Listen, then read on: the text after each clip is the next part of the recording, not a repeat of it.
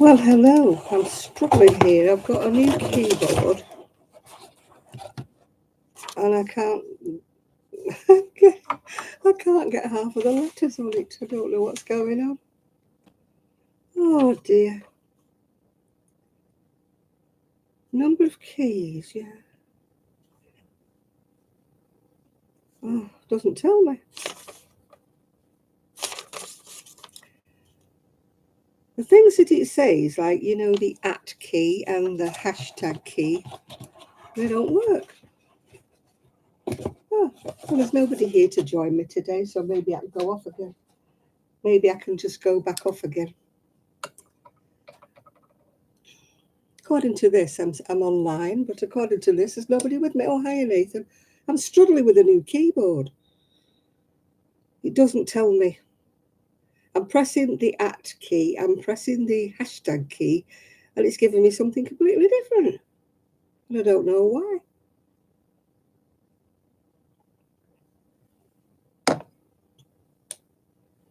I don't know why. I'll have to sort that out on another day. I've not been using it because it was a Christmas present. So I don't understand what it's doing. Oh, strange. What is so strange? Looks like there's only me and you here today. I know I was a bit late, but I realised my clock is actually about 10 minutes slow. No, I'm trying to write something, Nathan, and I can't write anything because it's not writing what I'm writing, if you know what I mean. The keyboard's up the swanny. Oh dear. Let me get my crochet.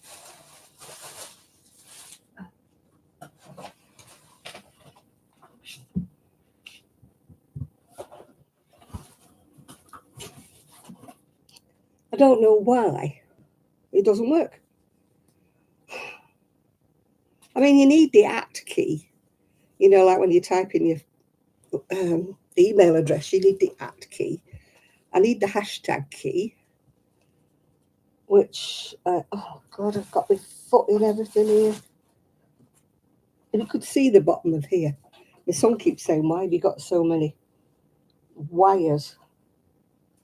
I've got wires everywhere. Good evening, Linda. I'm struggling here. My keyboard is telling me weird things. And I've got my foot stuck in a wire now. Oh. Right. My foot's out of a wire. I got my ball of wool in a big tangle, so I had to sort that out. Hi, craft knit, so I can't get my words out. Then I couldn't type because I've got a new keyboard and something weird was happening with it. So I decided I couldn't type anything. I'd just have to give up and just come live, which was about a quarter of an hour late because, as I said before, my clock is 10 minutes slow. 12 people online, 5 thumbs up. How many times do I have to beg, plead for a thumbs up? Other people don't have to beg like me. I feel like I'm groveling every week, saying, please, can I have... Do the first thing I do when I view anybody's video is to put a thumbs up. First thing I do. Yeah. Thanks. Hi, Chris. Thanks, Craftlit. So that's the first thing I do with anybody's video. And yet it seems to be the last thing that people do with mine. Oh dear. I've decided I must be one of the invisible ignored. Yeah. And now my keyboard won't flipping work. So I'm not in a great mood, as you've probably gathered. Yeah. I'm crocheting on, well, I haven't done the sleeves. It's something I started ages ago and decided to sew it together, even though I don't like it. It's all squares put together for like a cardigan.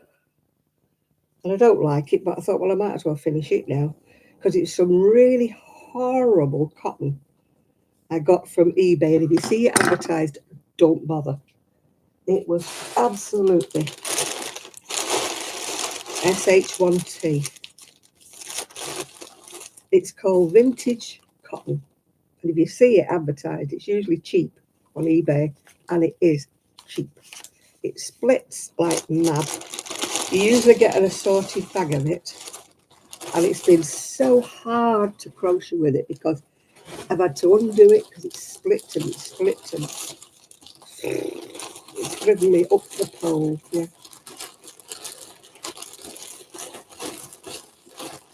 Evening, Connie. Excuse me rustling, I'm just getting rid of me rubbish cotton.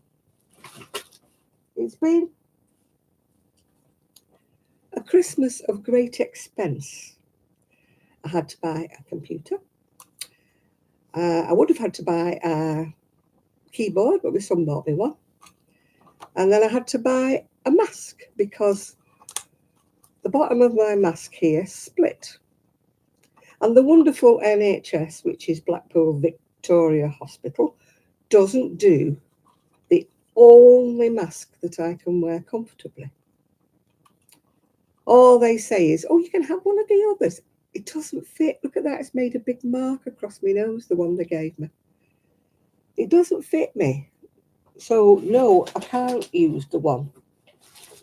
And the only one that you say you can give me. It's a blooming great big hospital. I used to go to Salford Royal. Salford Royal, the cardiorespiratory department was huge. It was along a corridor. There was all these rooms off it. They had any kind of mask that you cared to mention. You could get it. Blackpool Vic, you're in a corridor covered by a screen. It's not even a proper room. And they've got choice of about 3 different masks and none of them fit me. And I'm like, she rang me up and she said, do you want to come back in and we'll give you a new mask? You're about due a new one. I went, you can't. I said, the only one that will fit me is one that you say you can't stock. So what is the point? So instead of which I have to fork out about 140 quid for a new mask at Christmas, just when you don't want to, just when you've had to pay 200 quid for a new computer. So Merry Christmas, Jana. So did I have a good Christmas? No, I didn't. I did have a nice time Christmas Day. I went out with my niece for a meal and I saw her new house. Well, I saw the bottom half of her new house, didn't go upstairs. And I couldn't see the canal and the barges because it was dark. It's dark about 3 o'clock here. It was dark by the time we came back from having a meal. So I didn't see the barges and everything else. So I'll have to go again when it's daylight. So I hope the rest of you have had a good Christmas. Mine's been pretty SH1T. Never mind. There's always another Christmas, another year, isn't there? My bank balance is going, God, no, please don't spend any more money. So I got a keyboard. I got a thing that keeps your coffee warm, And a friend of mine got me a pair of socks, fluffy socks. Which, to be quite candid, because I've got fat legs, I don't think I'll be able to get them on. I might be able to. But the thought was there. So I'll have to sort myself out with this keyboard and see what I can find. If not, it's going to have to go back for a keyboard that actually works. Yeah. I can't see. There's no other way. You press the @ key and you get a star. And you press the hashtag key and you get a pound sign. Hello. What is going on? Never mind. You escaped Ward. I think I'd have been better off in Ward 3B, Linda. Oh dear. I think I would have been better off in Ward 3B. I've just been watching some of the vlogmases which have carried on after Vlogmas. If that's supposed to be keeping my coffee warm, it's sadly not. Maybe it would have kept it warm. The US keyboard, or it's been mapped as one. I don't know. The exclamation mark is something else. The @ sign is something else. The hashtag came up as a pound sign. I don't know. Unless there's another key I'm supposed to be pressing that makes things change. I'll have to get my son on the job tomorrow. Now, I've been catching up with some vlogmases that people have made that they've carried on.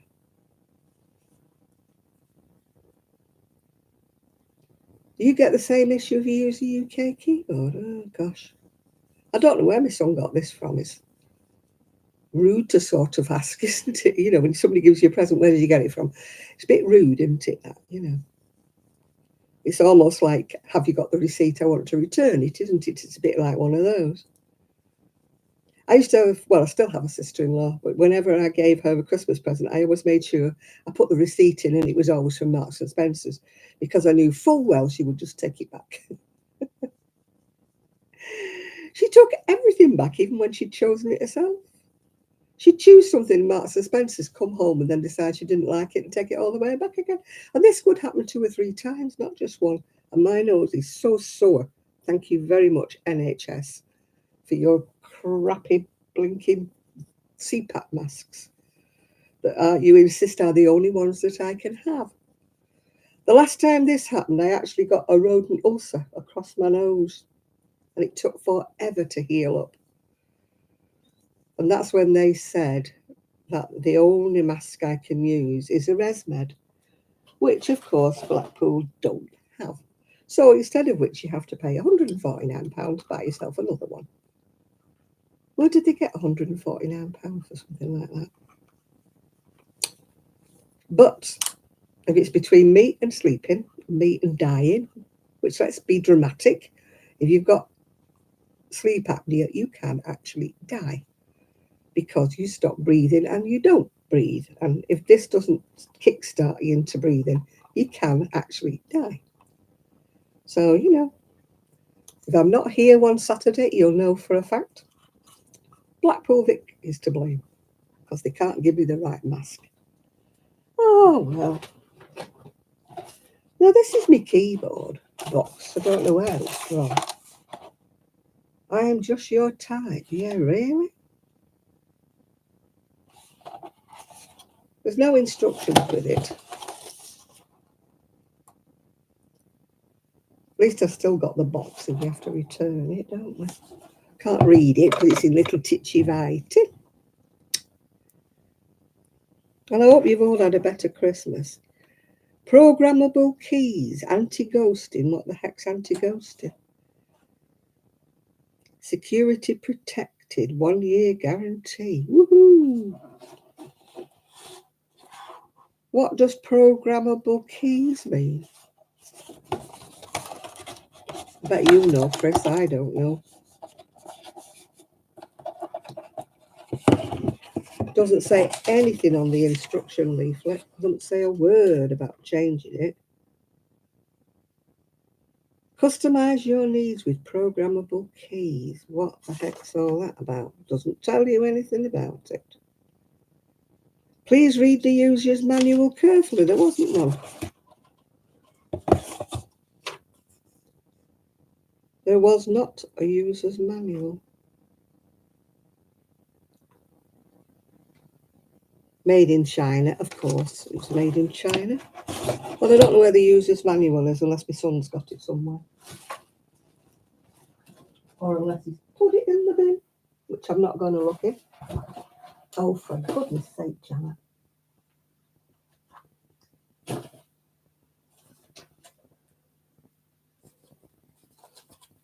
I like the way it gives me a warning with my CPAP machine that if I'm wearing a pacemaker, the magnets on me, my mask. Oh, that's great, isn't it? So in other words, if you've got a pacemaker, you can't have a CPAP machine unless you have something that doesn't have magnets. In which case, how do you fasten it? Yeah, it said there's a booklet, but there's no booklet with it. Or if there is, I can't find it. And he unboxed it here in this room. So he's not likely to have put it anywhere else. So I'm making this hateful cardigan.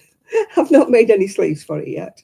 It's ugly, isn't it? Ugly, ugly cardigan. Oh well. My holiday was pretty SH1T, Esther, so don't bother asking. We're not talking about it, yeah. I did finish off my scrappy shawl. I got around the scruffy edges by putting a double edging on it. I buried all the edges inside a double edging. So they're all hidden inside there. Saved darling them in, didn't it?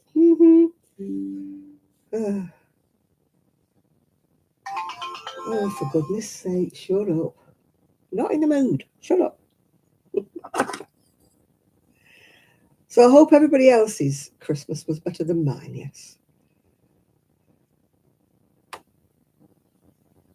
Oh, thank you, autumnally. Can't even say it. Autumnally. I was going to say autumnally. There's no end. Who's the? Oh dear, I can't speak today. I've given up. Well, it was one way of using up the oddments, and I've got enough oddments to make another one. Yeah. The hash key is where the 3 is. It is, yes. It is where the 3 is. So it's a US keyboard, so I'm going to have fun with it, aren't I? Well, where would the hash tag be if it was a US keyboard? Which number would it be next to? You stayed in your room, yeah. I went out with my niece on Christmas Day, got to see the downstairs of her new house. But apart from that, I've been in. I've not put my nose out of the door since over a week now. Over a week I've been in. In fact, today I didn't get dressed till about 2 o'clock. I was in my pyjamas. You know, there didn't seem much point, you know. You know, when you get that way over Christmas. The weather has been dire. It's been that foggy and misty. US keyboard is with the letter D. Oh.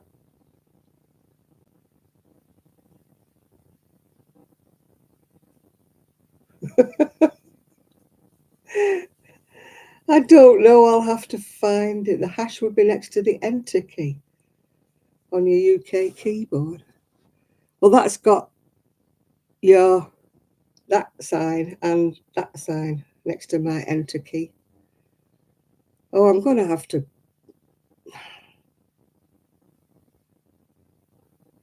Because it hasn't got a pound sign. It hasn't got a. It's got a dollar sign, but it's not got a pound sign. Oh, this is going to be great, this keyboard, isn't it? I'm going to ask my son to sort it out for me.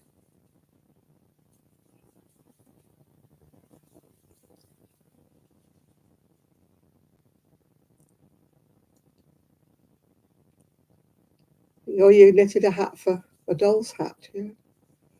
Yeah, I've got a USA keyboard. That's a lot of good because I'm not in USA. So in other words, when I want to type a pound sign, I can't, yeah. Oh, great. I'll get my son to sort it out or send it back or something. I've still got my old keyboard.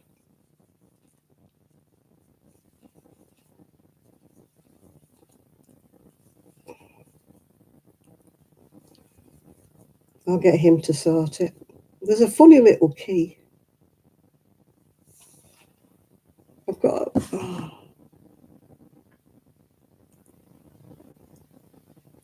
I don't know. I'll get him to sort it. Well, I don't think I'd have bothered getting dressed today, Linda, but for the fact, you know, I knew I was going to be doing me live, otherwise I wouldn't have bothered, to be quite honest. I'd have just stayed in my jammies. Well, that is not keeping my coffee warm at all. I hate to tell you that. My son bought it for me. It's a cup warmer. My coffee is going stone cold. Well, it's red hot, but it's not making my coffee go hot. Unless you have to put hot coffee on it in the first place and not lukewarm coffee. Hi, Munchkin. So, maybe I will open my box of chocolates and have a chocolate instead of a lukewarm coffee.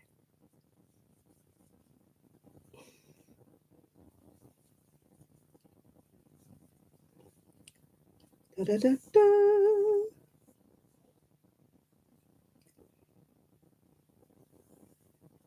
I don't think so. He doesn't usually, Chris. He doesn't like the place. He's only had a few things from the team, when they've all been like mine, pretty damn rubbish. All of my Temu stuff finished up in the bin. It was all a pile of plastic Chinese shit. Yeah. Oh. Thornton's Classic. That's what I'm opening. I bought it myself. Somebody has to buy it for you, don't they? So I bought it myself. Oh, dearie me. Put the box lid underneath. No, Arian wouldn't shop on that place. He hates it as much as I do, Chris. It's a load of tat. If anybody else shops on there, good luck to you, man. You get things that look like they're meant for a doll. Yeah, yummy, yummy. Look at them. Yum, yum. I don't like some of them, but still. Still, never mind. A lot of them have turned over the wrong way. The machine, obviously. They're upside down, half of these. I don't know why. The machine must have been having an off day.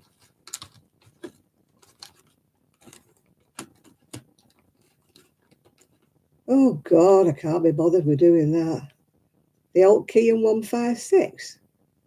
It's a lot of faff, isn't it? No, I'll just get him to send the keyboard back again. So can I have an English one, please?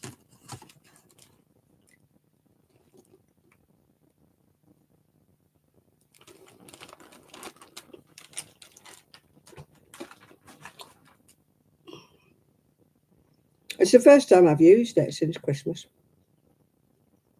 So I didn't realise there's no pound sign, there's no at sign. Didn't realise. I'll tell him when I see him.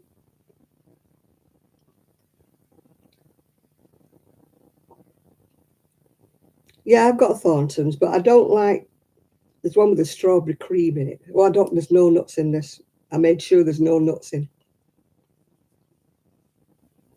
I can't deal with chocolates with nuts in. At least we didn't have that stupid advert for celebrations this year, did we? Where they keep going whoop whoop whoop whoop whoop whoop. Thank God they didn't do that this year. Those stupid men. The pudding bowl. It's a shift of number 3 and 2. You have to paste 3 and 2 together. Oh, I can't be coping with this, Chris. I want a normal keyboard.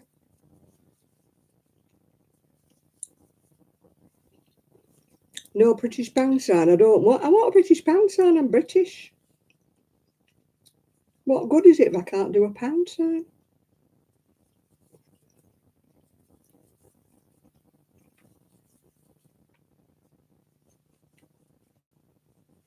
No, I'll tell him I don't want. Luckily, we've still got the box. I'll tell him to send it back again. Get me a different one.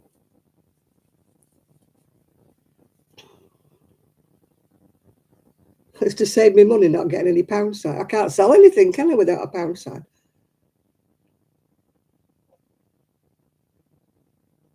When I'm putting my things for sale, you know, on eBay, when I get around to it, I've got no pound sign. I'm knackered, aren't I?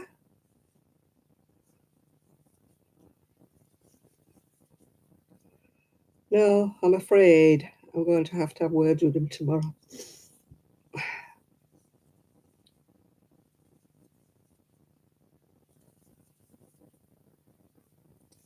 I'll ask him, did it come with an instruction box?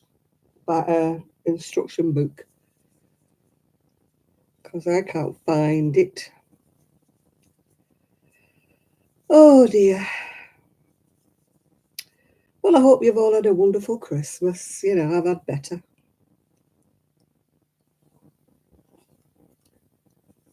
I'm glad it's over, let's just say. And as for New Year, that'll be another non-event. Well, he won't have bought it from a USA site, and he definitely won't have bought it from Temu. I know that for a fact, because that's one place he doesn't use, because he doesn't like the thing.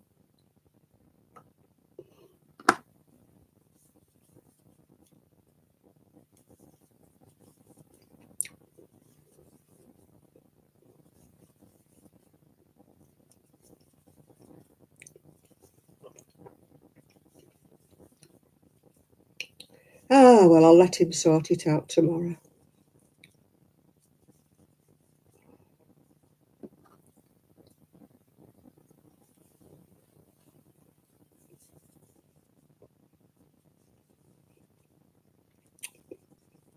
I've got the other keyboard, it's just it's got a wonky leg. Oh. Yeah, my other keyboard, where the 3 is, it's a pound sign. But it's broken its leg.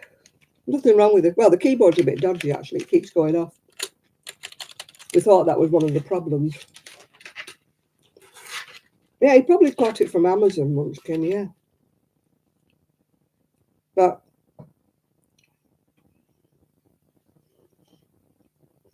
it's just not got... Everything's in different places.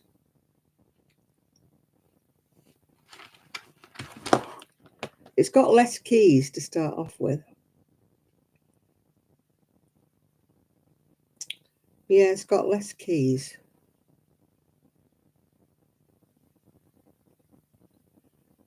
Enter.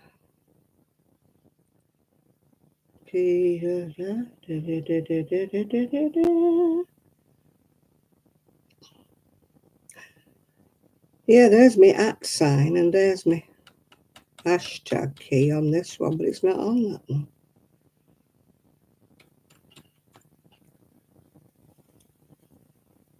It's just missing completely. Yeah.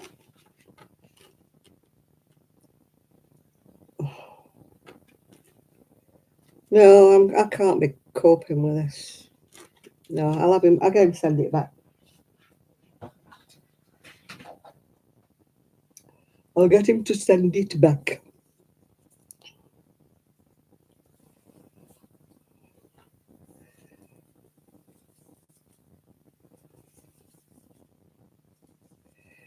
Never mind. These things are sent to try. I mean, at least we haven't thrown the box away.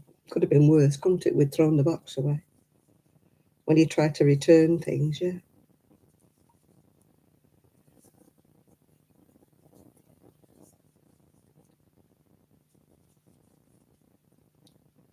It's a faulty one. It's faulty. Basil faulty.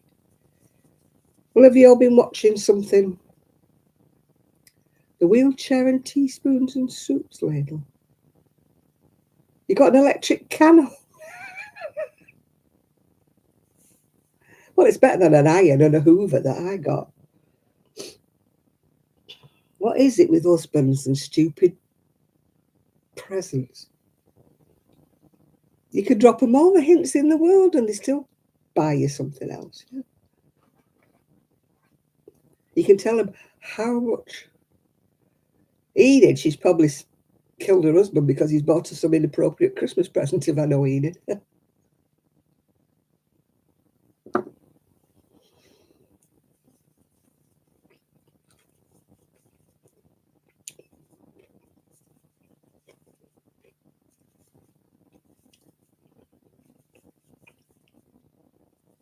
Well, my niece and I didn't do Christmas presents this year, so. Oh, hi, Val. We didn't do Christmas presents this year, so I really missed opening presents, you know. It wasn't the same opening two presents on Christmas morning. A bit sort of anticlimactic, if you know what I mean.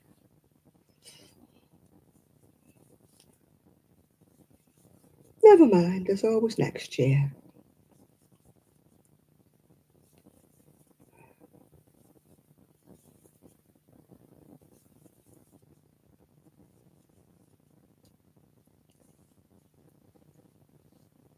You split a beer from Yorkshire for Christmas.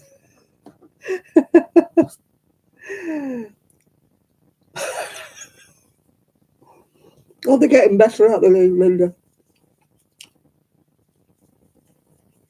My ex bought me a lingerie set one year, except for the problem he bought it for Twiggy. I wasn't as big as I am now, but I wasn't that thin. With, you know, cups for a bra that are like a little triangle. I said, I don't know who you bought this for, but it certainly wasn't me.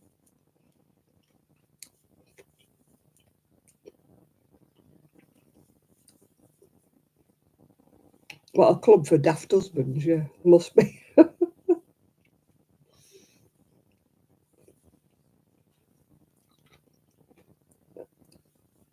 We're talking about rubbish Christmas presents, Enid. What was your worst Christmas present ever? Linda's was a cheese grater. Munchkin has got an electric can opener. I've just got a keyboard that isn't an English one and it won't work.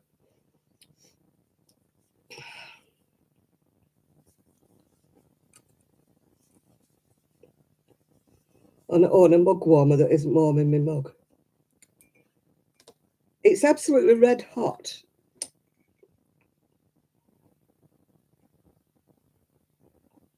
And it's not keeping my coffee warm at all. It's red hot, but it's not keeping the coffee warm. I don't know whether it's because I'm using a ceramic mug that maybe is a bit thick. I don't know. You bought a perfume unsmelled and it's not great. That's one thing I wouldn't buy for anyone unless I knew that they liked it, yeah. Or Samuel Smith, yeah, it's a traditional for Yorkshire, that. Samuel Smith.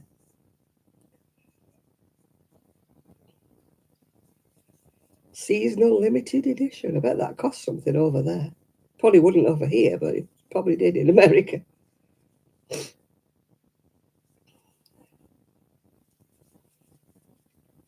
I've been looking at people opening that Toft thing this year. I don't really know about Toft. They do like advent calendars and it's all little mice and little creatures and that.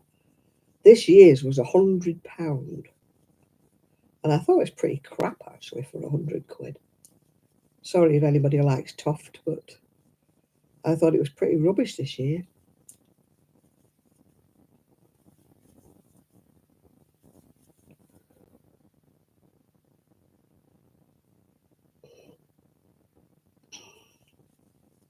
No, Body Shop used to do Rose, but they cut down on all of the perfumes, yeah. Yeah, Munchkin.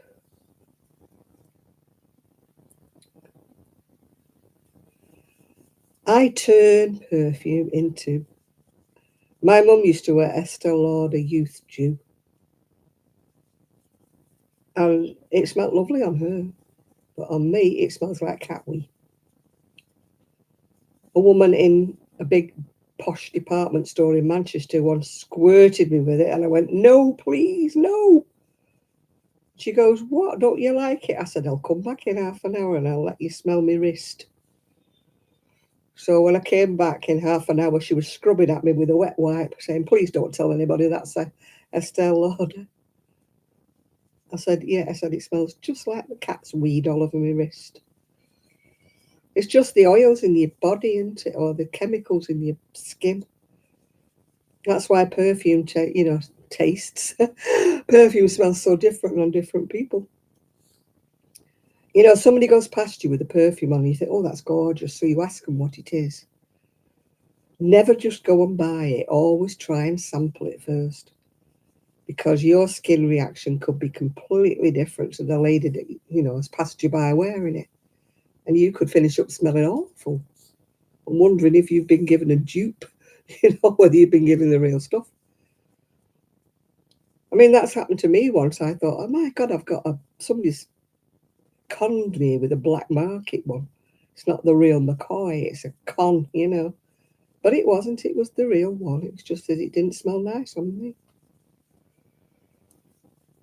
Hey. Hi, Juanita. We are talking about rubbish Christmas presents that you may have had in the past, if you want to contribute on that one. Or is your husband a whiz at buying the right present for you?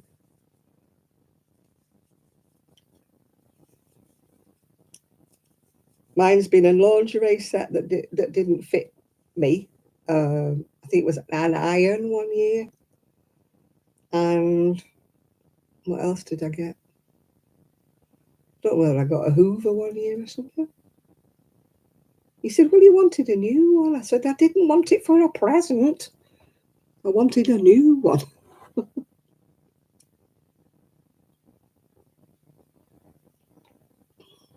Hi, Asina. You get gifts all year? Oh, lucky you. I need a husband like that.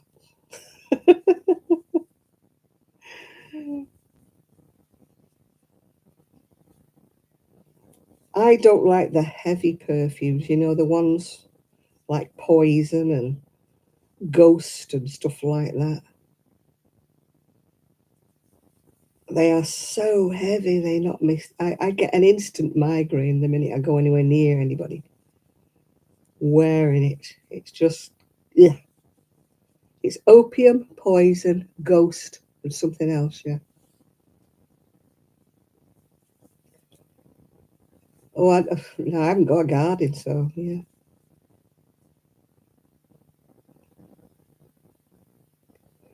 Now I do, you see, I do like musk. That's the one I do like. I don't like patchouli. Oh,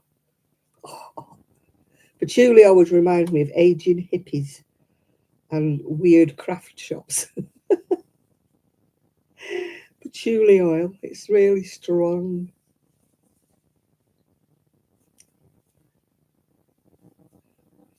I used to like L'air de Tombe, but I don't anymore. I don't know whether they've changed it or I've changed. Patchouli is, oh God, it's really strong, isn't it?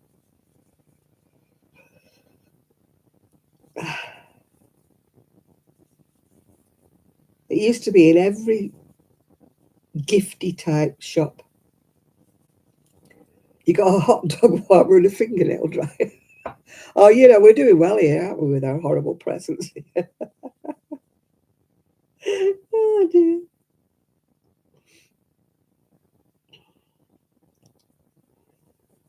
Go on, what did you get? Your Radox.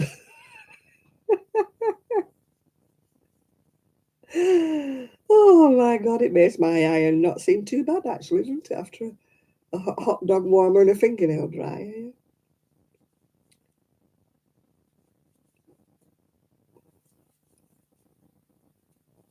Or if they've forgotten altogether and they go to the garage and you get a carton of, you got St. Laurent for me.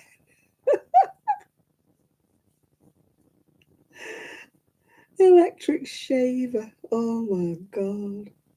Was he trying to insinuate he had hairy legs, he did? Oh dear.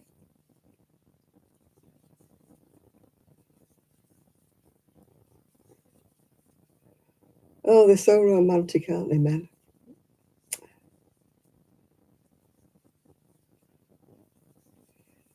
Yeah, it's a wonder we don't get like you know, motor oil or something because they've forgotten altogether and they've been to the garage. Yeah.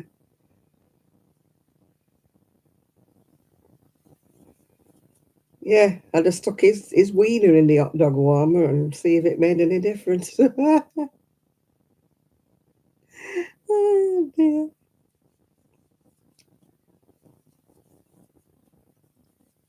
Should have seen if his wiener needed warming.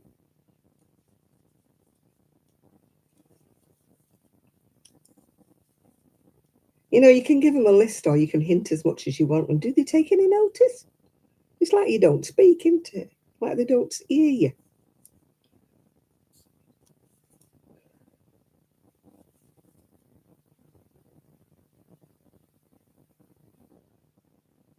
Oh, well, mine minimised anything to do with me, so I've minimised him now to nothing. In my head, he's zero.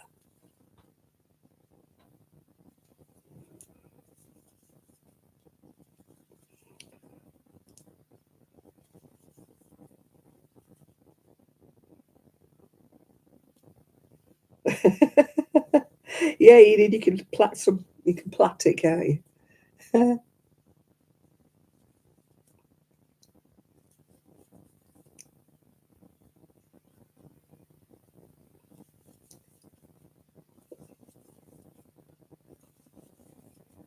Yeah, what are birthdays anyway? When you get to my age, you'd rather forget them. I hope nobody forgets it next year because I'll be 80 next year.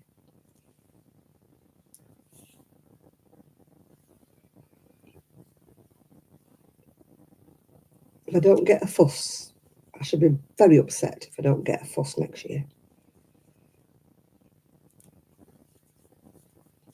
The last party I ever had was for my 40th, and I threw that myself because nobody would.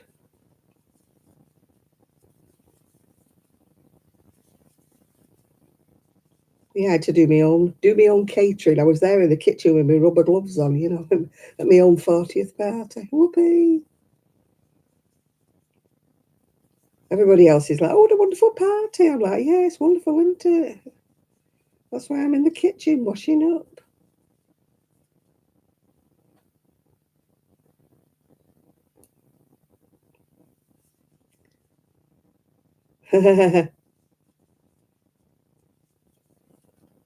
That was what started my divorce. That actually, I bought the food with the checkbook for Christmas because I'd used all the money buying presents for his family, and he said I had to pay it back. The money for our food, I had to pay it back, even though I'd used all my money buying presents for his family. That was like the beginning of the end. Yeah,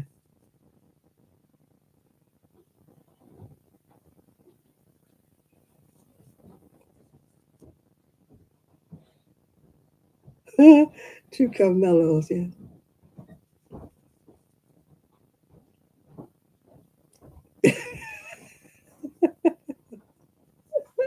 Is that before or after you stabbed him, Munchkin?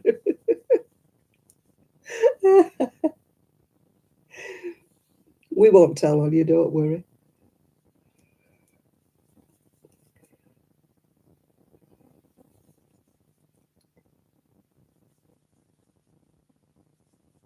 I actually used to wonder, how long I would have to be in prison. You know, could I plead, premenstrual tension or something? But I couldn't really because I'd had hysterectomy. So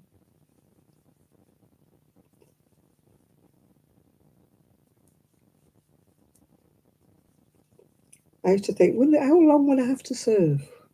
Can I take me crochet if they put me in jail? Would it be murder or manslaughter? Yeah.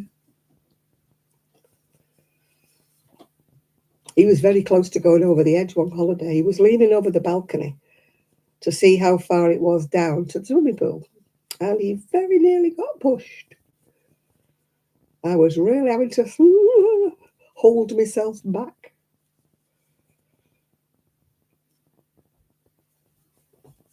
It was the only thought of handprints on his back that stopped me.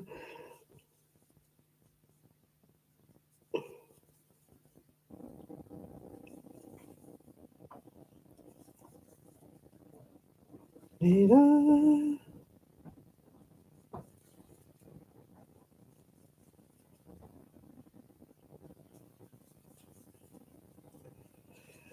wonder how long I have to do a bottom band. It's quite a short cardigan, actually. I haven't done any sleeves yet. I don't even know how many squares or what. I'll have to gauge that.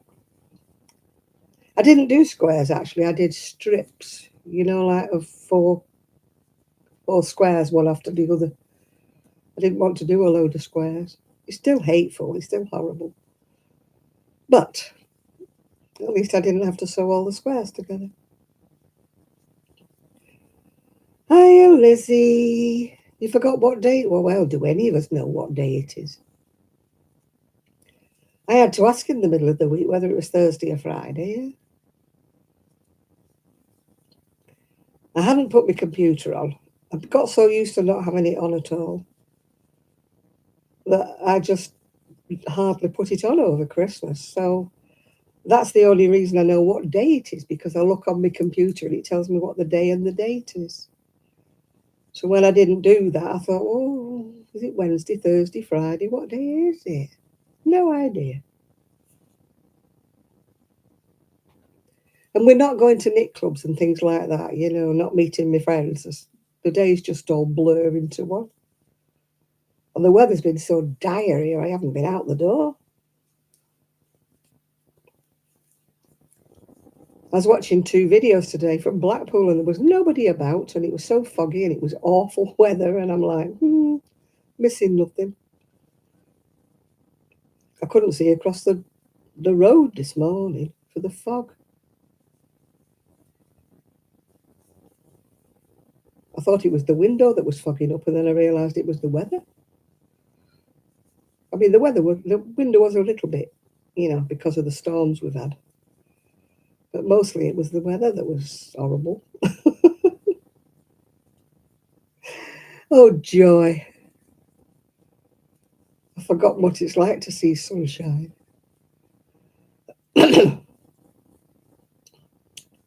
Warm? What's warm? What's that? What's the sun? What's that? It has been the worst summer I can ever remember this year. I swear it has. I told you I've never unpacked my summer dresses at all this year. Never worn a pair of shorts, nothing. Never worn a sleeveless top. Nothing. Even a short sleeve top, I've not even worn one of them. I've been wearing polo like this in the summer. Ridiculous. Where's this global warming they keep telling us? They should be telling us it's more like the Ice Age. I remember a few years ago. Oh, we're going to be frizzling up.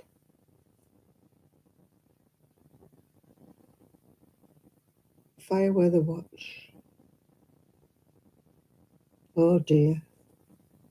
At least we don't have to worry much about that because we're usually brick built. So they may kind of burn, but they don't burn away because they're not made of wood or anything. I haven't been out at all.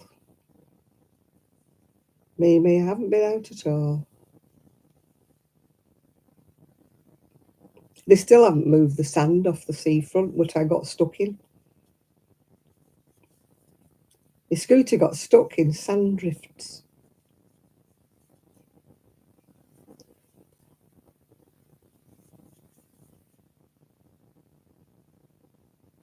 Yeah, well, you get some nutter, don't you, doing a barbecue out there when it's... They did that on the moors near us in York, well, where I used to live in Yorkshire. Well, I used to live near Yorkshire. I lived in Lancashire. But some idiots were going out with barbecues and setting the blinking moors on fire. Stupid. All the wildlife, rabbits and that were destroyed. Just idiots. Why go and do a barbecue when it's so dry? And that was when, years ago when it used to be nice, yeah. Or people who smoke who just throw the cigarette away without putting it out properly.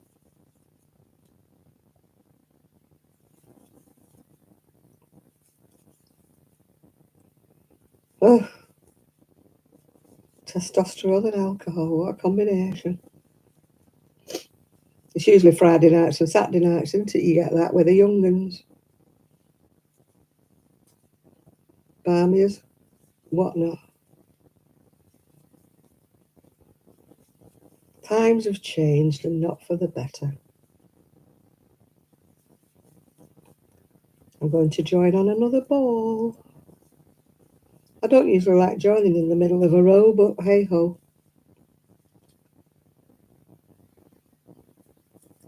I don't get why you get a bit of alcohol in the system. They have to be destructive. I don't get this destruction. You know, they see something and they have to smash it, kick it, oh, do something to it. I don't see what the pleasure is in destroying things.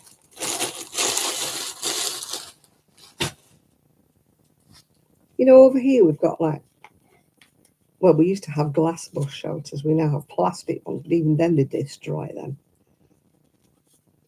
You know, I mean, we live in such a wonderful, dry, hot country that we need a bus shelter to stand under to, you know, keep us out of the torrential rain. And, you know, they used to smash these bus shelters for fun. You'd see it smashed, they'd come and they'd put a new one up, and then 2 seconds later it was all smashed again. Oh, there goes Rosie, barking at nothing again as usual. She's not been well, she's been sick. I don't know what she'd eaten, but nothing that we know about. But that's the problem with dogs, you don't know what they pick up, do you, while they're out and about. She's had chicken and rice and everything now, so I think she's sorted now.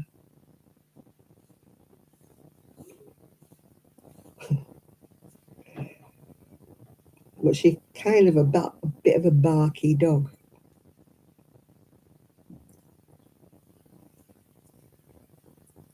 There we go. I've undone it. I had a yarn bath as usual. Cotton is worse.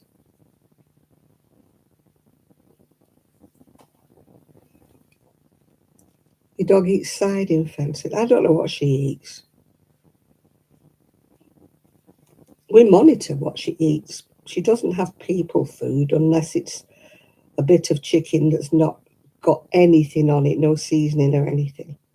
But that's very rare. She doesn't usually have anything that's not dog food. So I don't know what she's eating.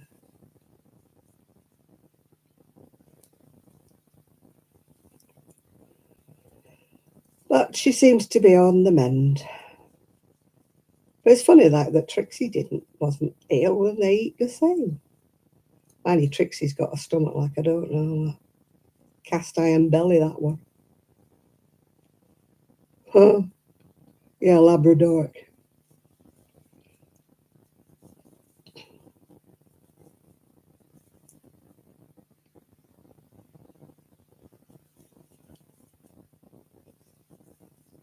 I've never had a dog that chased a squirrel. Oh yeah, beg your pardon. My son had a dog that chased squirrels.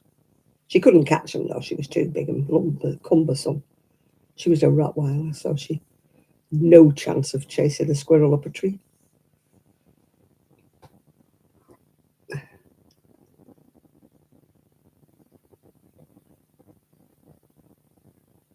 The Coca-Cola's gone flat. It was in a big bottle and it went flat. Oh,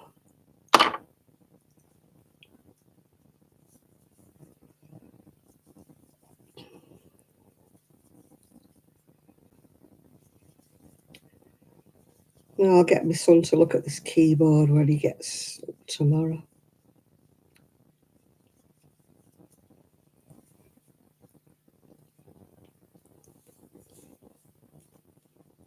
Good afternoon, Jill.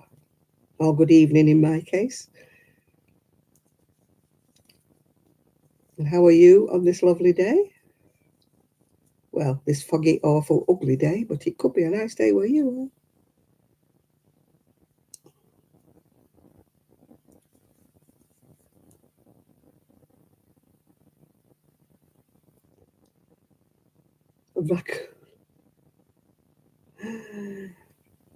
Thankfully, we don't have raccoons.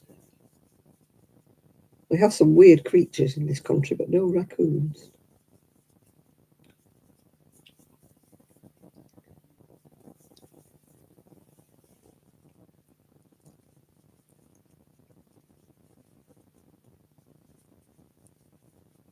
There are polecats, I believe, in certain places because they got silver foxes' chickens. They slaughtered all their chickens. You don't mind so much if an animal gets a chicken and takes it and eats it, but not when they just kill them all and don't eat them, they just leave them all. What's the point of that?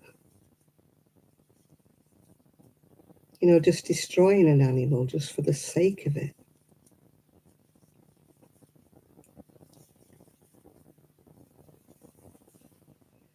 Oh dear.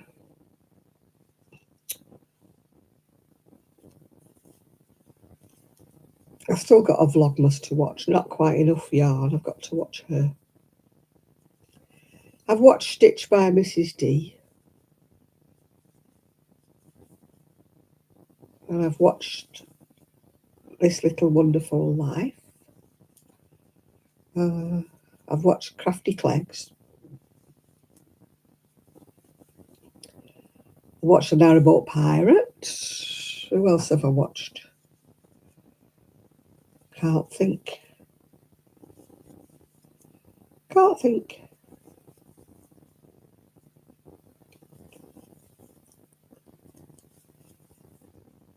Yeah, she's lost her hair. It's a shame.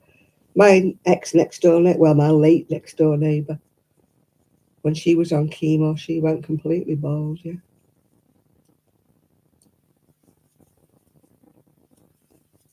She's very philosophical, though, isn't she, Leslie?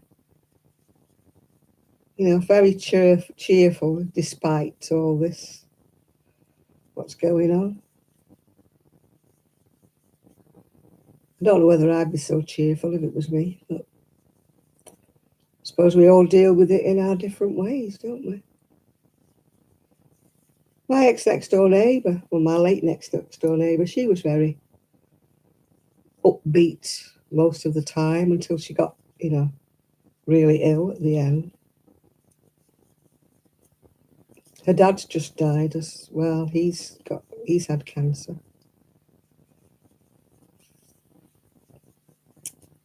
He lives up in Scotland now.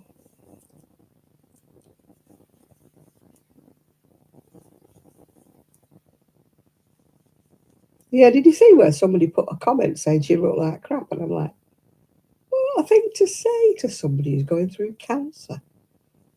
She's not exactly going to look on top of the world, is she? You don't say anything like that. That's so rude. Saying that to somebody. If I'd have seen that comment, I'd have given them what for. Such a rude comment. I suppose some people think they've got the right to hide behind the keyboard.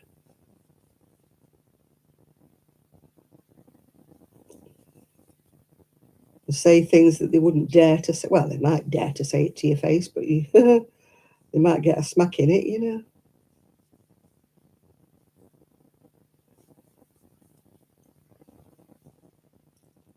Is there any link between you starting a purple sweater and a headache?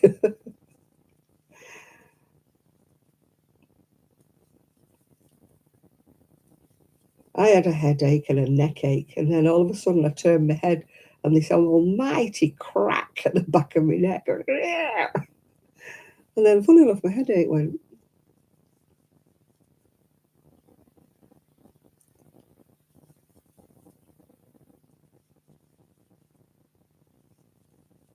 I'd been rubbing all sorts on it, for days, trying to manoeuvre it and move it around. And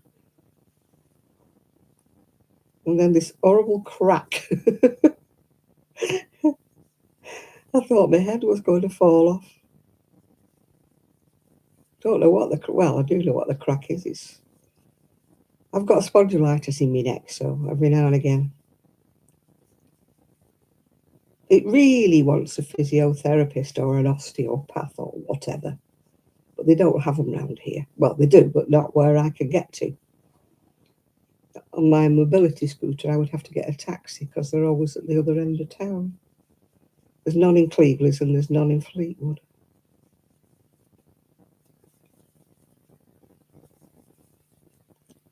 I could have had a choice of about 3 or 4 if I'd have stayed in Prestwich, but hey ho.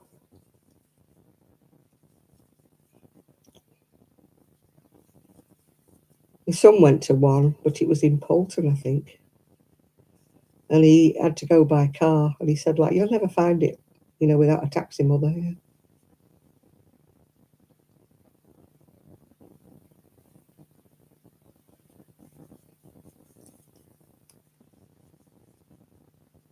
I've only got the one TV. Well, I've got the one I'm using as a monitor and that one.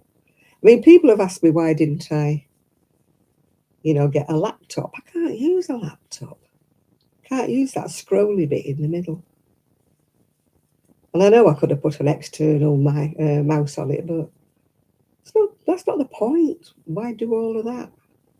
But now I've got a keyboard I can't use. I shall have words with my son tomorrow. Oh, fizzogs have dropped my ball of wool. Maybe it can stay down there. My ball of cotton, I should say, not my ball of wool. I refuse to say yarn. I don't know why I don't like the word yarn. I think it comes from coming from a cotton family. Yarn was something that they used to spin in the cotton mills. It was the cheap, horrible stuff they used to spin. Plus the fact, like, when I was younger, 95% of everything was wool. And when we opened our shop, we called it the wool shop because that's what we sold, mostly, wool.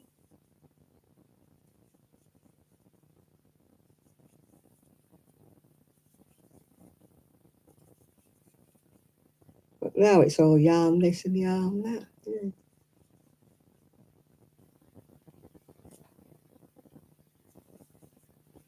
I'm always getting told off because I don't drink water. I'm dehydrated 90% of the time. Our water here is rubbish. It's awful. I used to love the water in Manchester. I'd drink it there.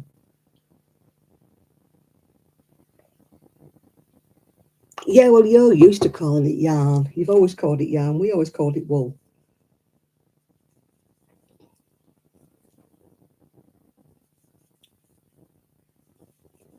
I still call it wool now, even though it's acrylic. My tap water used to be nice in Prestwich. My son insists it comes from the same place, but it doesn't taste nice here. It tastes of chlorine or something horrible. You can taste it in the water. It's like drinking swimming bath water.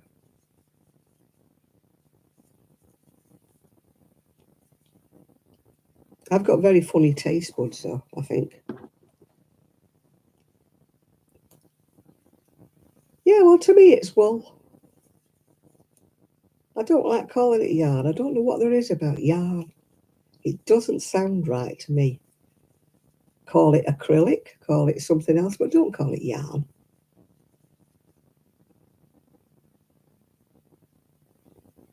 You've not missed much because I wasn't on for 3 weeks because my computer gave up the ghost, Jill.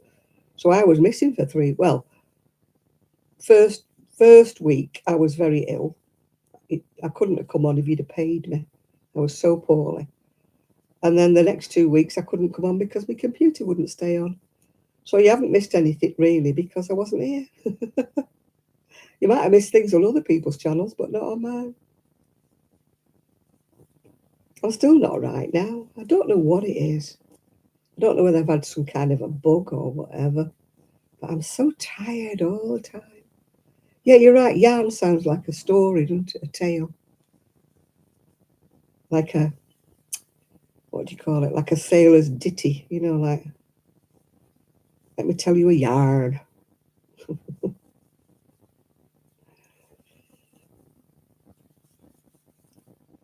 No, I will say I'm crocheting with cotton. I will say I'm crocheting with acrylic. I don't like saying I'm crocheting with yarn.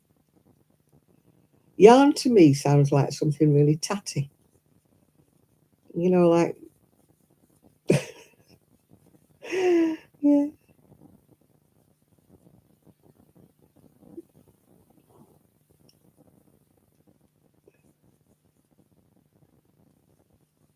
Yes, I heard from Sue about, I think it was about 2 days before Christmas. I heard from Sue. She phoned me up. She was having a quiet Christmas. She'd already taken the presents down for her family. So I think they were just her and John for Christmas, unless she was, seeing any of the neighbours.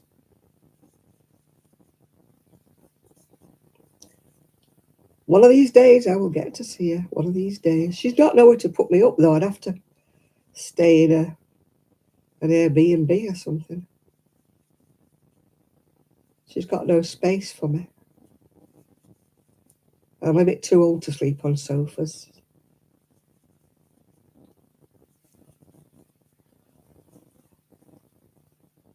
I saw my niece.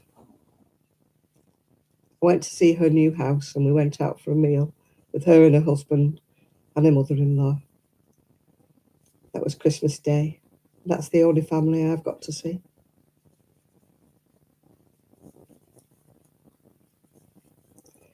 The rest of my family's in London, you see. And the other bits, Trish's family.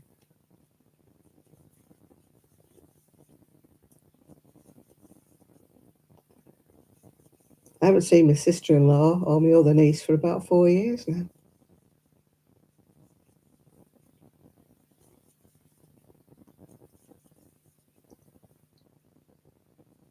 Maybe one day I'll get down to see them in London. But once again, I would have to stay in a hotel or an Airbnb, and they're so expensive in London.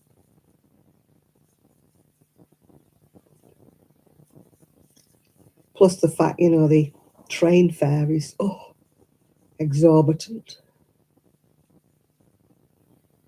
No, I can't. I've no transport. I wish I could go back to the old neighbourhood. But I've got no transport. And once again, I would have to stay in an Airbnb or something, or a travel lodge. That's the trouble when you're away for 4 years. You lose touch with all your friends. It's not like I can just, go and stay with anybody.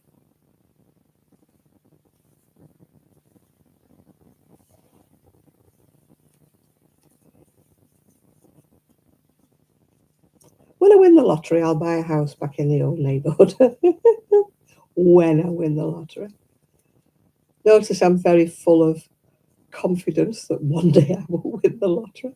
I'll probably be too old to enjoy it by the time I do. But hey ho, I didn't win the Euro what yesterday. Didn't win that. I nearly said the Eurovision, like I was going to be singing.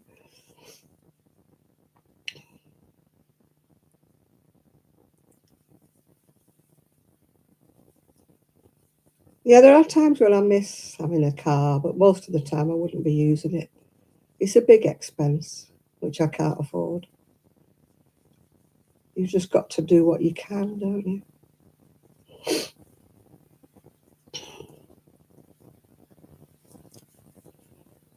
They've actually opened the tram line now to Blackpool Station. So I have got a chance of getting the tram down to Blackpool Station and getting a train to Manchester. I'd have to go for the day though and take my little scooter. But at least I might get to Berry Market.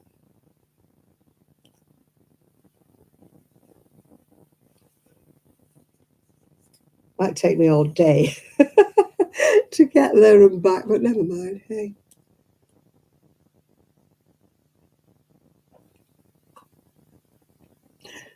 Because my niece doesn't live there anymore now, so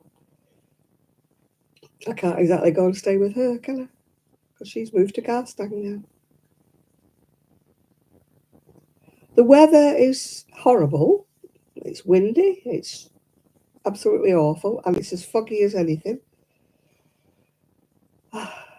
So it's been absolutely awful, the weather, all over Christmas. We've had storms, gales. The Christmas market in Blackpool was nearly blown away.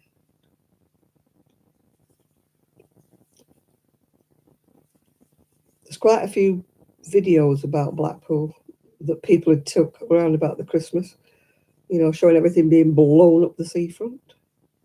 And I don't mean little things, I'm talking about like people. There was one today where you couldn't see Blackpool Tower for the fog. Yeah.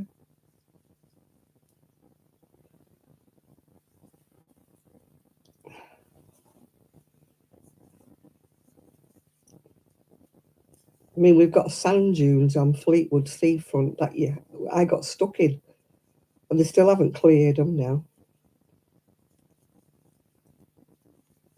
They're like a foot high, these sand dunes. I got stuck in my scooter. I just froze, did I? Oh dear. Hopefully that's just the internet and not my computer, because I've got a different computer now. Spending money that I don't have.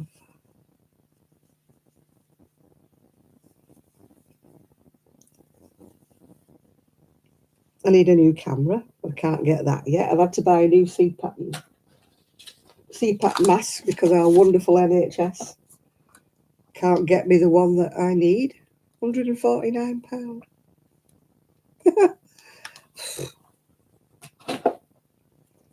People who say, oh, your NHS is wonderful.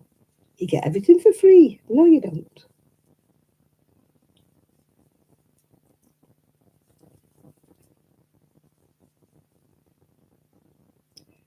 Kelly, I've not heard from Kelly virtually since I moved here. I tried leaving her messages. I tried phoning her. Nothing. Just got the answering machine and she never returned my call. So I think she's just disappeared. So I don't know what's going on with her. She's not on Facebook. She's not on Instagram. She's not anywhere. So I've no idea. I don't even know if she lives in the same place anymore. She kept saying she was trying to move, but whether she ever did or not, I don't know.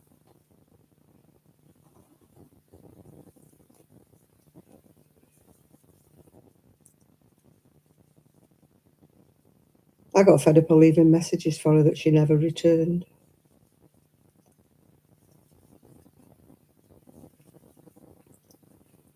Every time I phoned her, it was like going to the answering machine. So I thought, if that's the way you want to play it, then just play it. So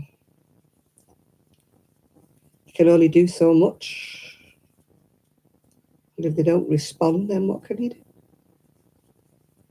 You just think, well, she's obviously not bothered about me, so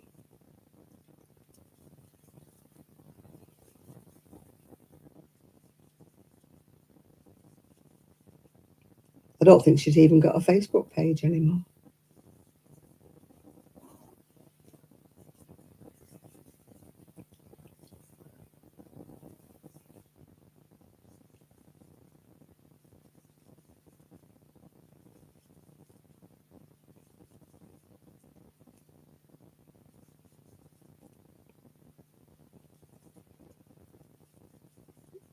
So I don't think you can. I can't give you any information for you to try and reach out to her because I don't know where she is.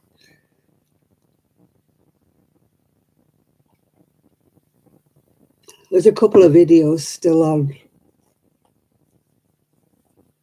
YouTube, but they're from about 3 or 4 years ago. There was one about 2 or 3 years ago saying I'm back, and then that was it. She wasn't back at all. She never came back again. Yeah, people do. They just drift out of your life, don't they? You never know why. Maybe if I hadn't moved, then maybe I would still be friends with her. But when I moved, I think it was just the last bit. Then she got a job and she was working all the time. So,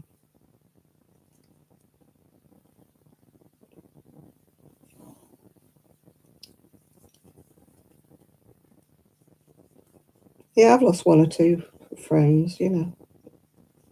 Haven't bothered to stay in touch with me since I moved. You know, I think it's because they think, oh, she's moved now. She's got new people in her life. She doesn't want us. And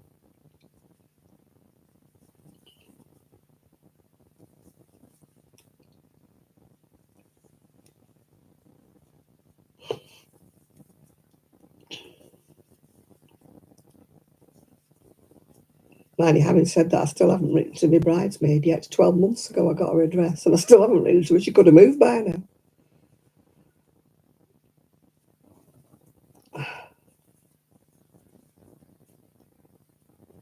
I'm really rubbish at writing letters. It wasn't so bad when, you know, when you got a computer at one time, it came with um, Word or whatever it was, Office or something. It came with that. Now you've got to buy it. And it's not so much like buying it and putting it on. You have to keep paying every month for it. And I don't want anything like that. I just want to be able to type a letter because I would be better with typing something and then, you know, signing it at the end or something. My handwriting is rubbish. If I had to write a long letter now, she probably wouldn't understand half of it. But I'm not buying Office, you know, Microsoft Office for. It wouldn't be so bad if it was a one-off payment, like pay a tenner and you've got it for life. But no, they want you to pay $9.99 a month. Like, go away. I don't want to use it. I only want to use it now and again.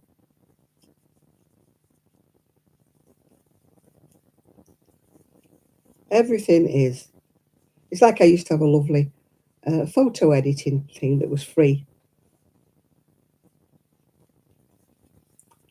And now you have to buy that and it's $9.99 a month. And I'm like, no, that's like 20 quid a month just to get, you know, to crop your photographs and change the colour and to type a letter.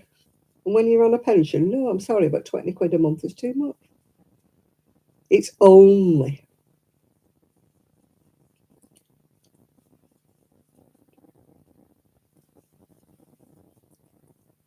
Yeah, exactly. I would get a one time you used to get a disc, didn't you? Put it in. But now, no, none of it's like that. You have to buy an app. And then you don't buy an app, you have to subscribe to an app.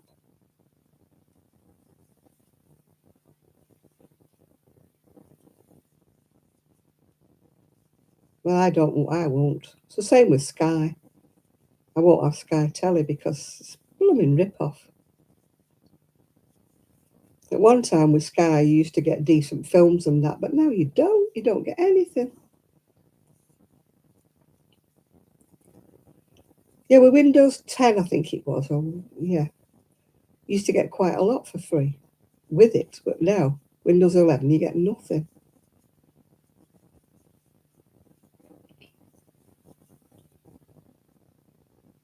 So you don't have to pay so much a month to actually use it. I think everybody's got loads of money. Or what can we charge them for today? What can we screw them for? It's like Sky, then it's Sky Glass, and then it's Sky this and Sky that.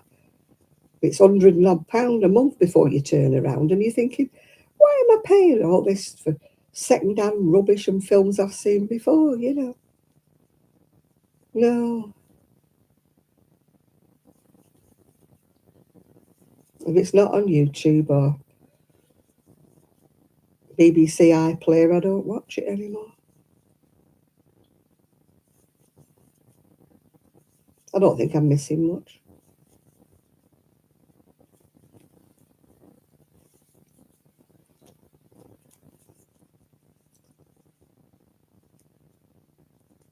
mean, let's face it, the terrestrial TV. I'm paying each month for, my BBC TV license, and it's absolute rubbish.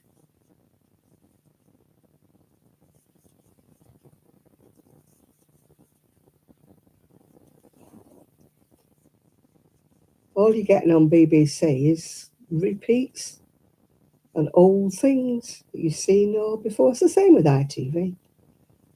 You look and you think, oh, Vera, and you think, oh, God, I've seen it 3 times already.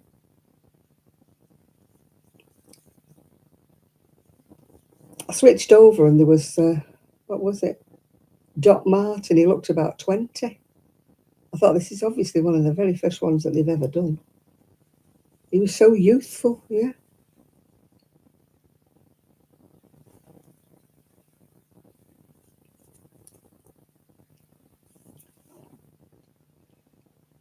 Shall I have another choc choc?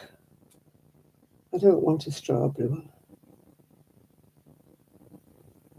I'll have one of them.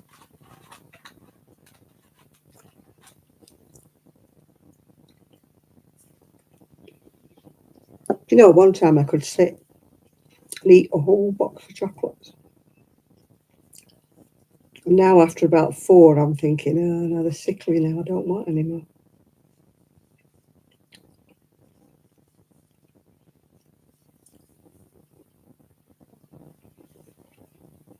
Hello and goodbye, Jill.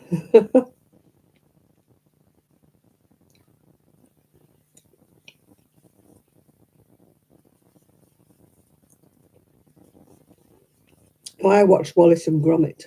If you don't know who Wallace and Gromit is, you're not English.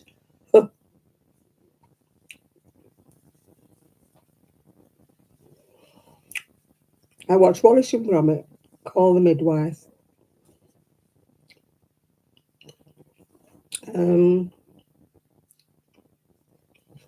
Oh, you know who was Wallace and Gromit? Well, they've got a new one.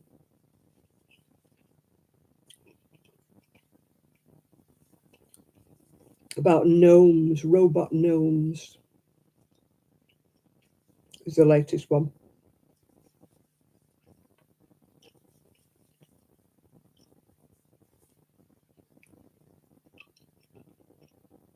No, not Greg Wallace and Gromit. No, just Wallace and Gromit.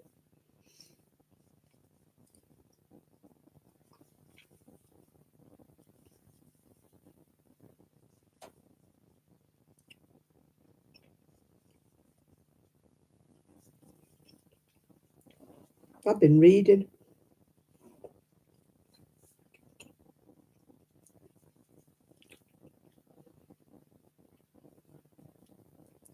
Was a sheep was in it one year, Shaun the sheep, yeah. But it's Gromit is the dog. Wallace is the one who does the inventing. But this year they've got Fingers McGraw, which is like a chickeny thing, penguiny thing, and they've got these gnome robots in this last one.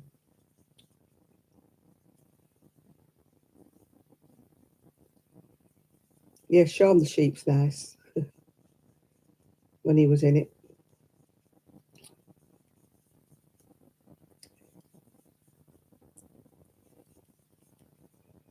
He wasn't eating so much cheese to this last one. It's usually Wensleydale cheese.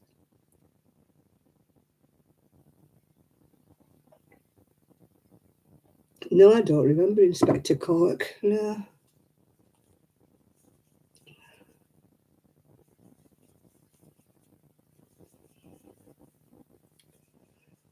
I like watching, it's called TPTV, it's Talking Pictures TV, and they have all these black and white films on it. And on a Sunday, they go back into, do you remember these kind of biscuits or do you remember these things? And they show old films and people write in and say, oh, yeah, I remember those chocolates and that. It's like down memory lane for me because I'm of a certain age group. If you were younger, you wouldn't understand it, but people my age group, we can identify with it.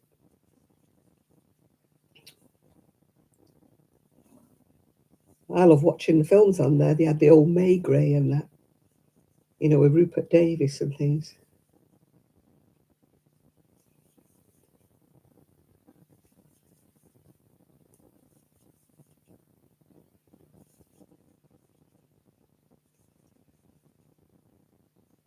I think I've done enough for the rib at the bottom now. I'll have to do the buttonhole band next. The button band. Bye, Sam.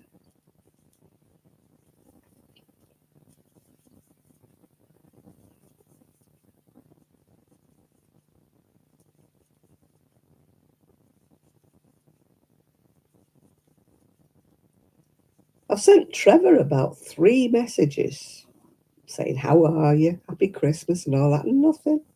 Not a Tweety bird back from him. So I hope he's all right.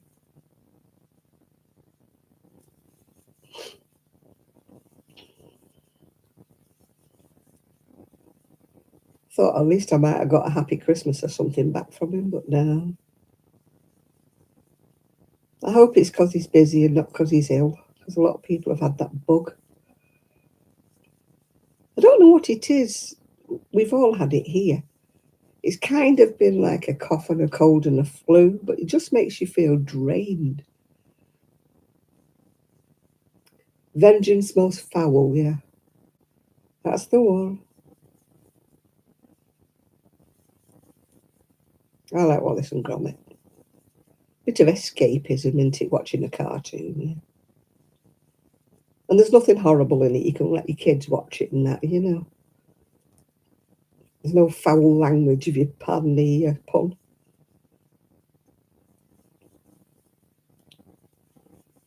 Must be awful having young kids now when you have to watch what they're watching because of the language in some of them and the innuendos and things. Luckily, a lot of innuendos go over the top of kids' heads, don't they? But, you know, must be a nightmare letting kids watch comedians these days because of the language and the, you know,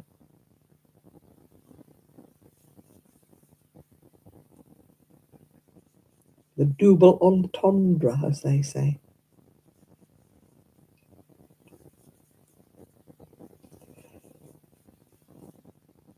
I must get my tickets for the knitting show in Blackpool.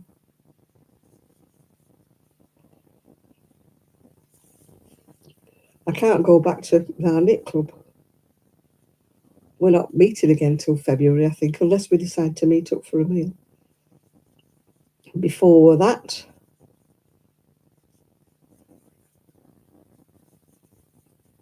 but the actual knit club, any of them.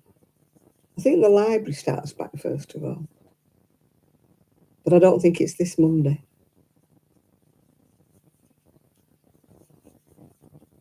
I'll have to ask my friend. She knows when the library's open again, or when anybody's going, because I mean, you know, a lot of people, even though the library will be open, a lot of them won't be coming because they're still in the Christmas mood. You know, between Christmas and New Year, things just sort of like die a death, don't they? I know my knit club at the church isn't open for another couple of weeks, I think. They were taking 3 weeks off.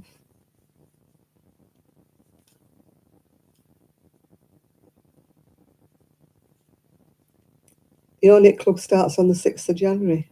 Well, one of ours doesn't start back till February. But it's the evening one, and it's a bit difficult for me in the dark, you know, with only having the scooter. The weather's rank.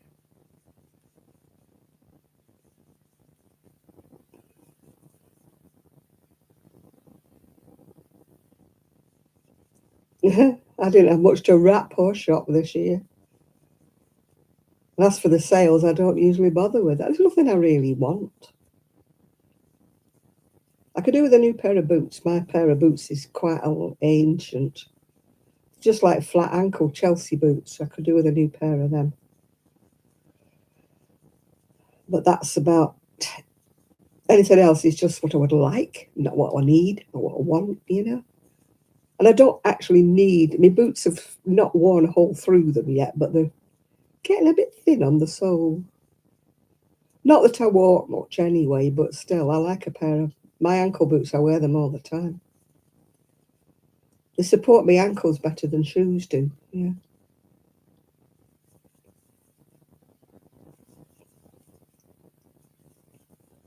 When I moved here, I threw away my other ankle boots because they had a heel. They weren't a big heel, but they had a heel like that, and I couldn't walk in them. They used to hurt my back. So the only pair of boots, well, the only pairs of boots I kept were the flat ones. One pair is my Doc Martens, and they come up to, like mid-calf. And it takes me about half an hour to get in them. You know, you have to decide you're going to put them on about half an hour before you're going out, yeah.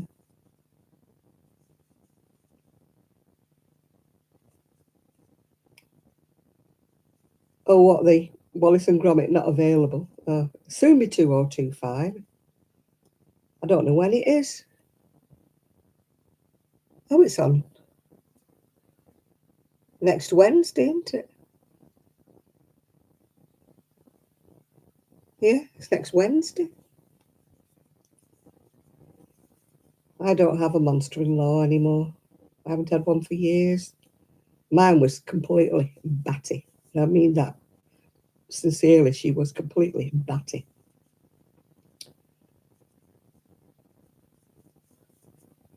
She spent half of her time, in the mental institution because she was absolutely pots for jug handles. She said some really horrible things to me.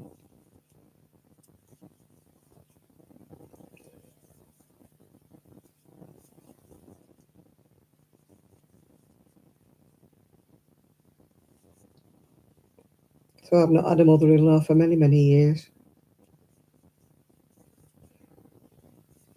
No, mine was just off her head. It's very hard when your mother-in-law's off her head. She says the strangest, weirdest things and sees things that aren't there and stuff like that. She was in and out of Prestwich Hospital for years.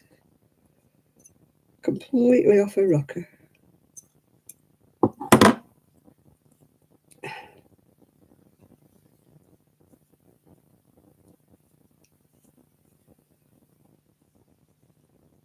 Right. Which side is the one? That's I'll do the buttonhole. The button side, not the buttonhole side.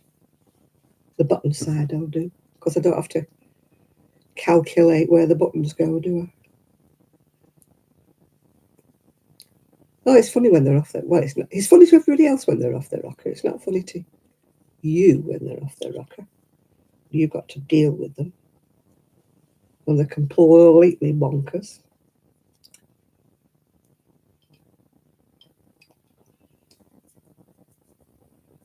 The thing was, my ex-husband didn't know how to deal with her either, so he used to leave her to me.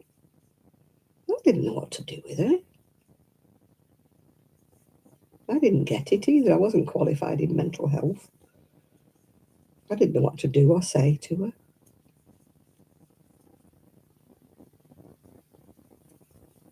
When they tell you that the people are sticking wires through the wall and spying on her, and oh dear, you don't know what to do or say.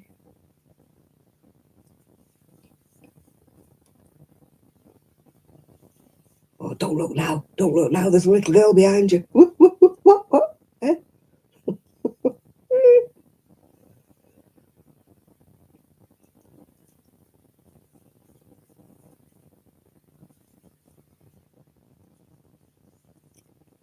Yeah, she used to tell me little girls were sitting in the corner. Or don't sit there, you'll sit on the baby. What? Where? Who? What baby?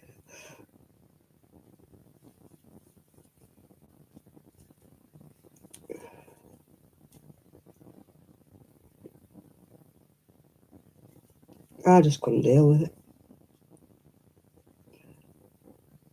And my ex didn't know what to do, so he used to just leave her to me, and I'm like, she's not my mother. Don't leave her to me.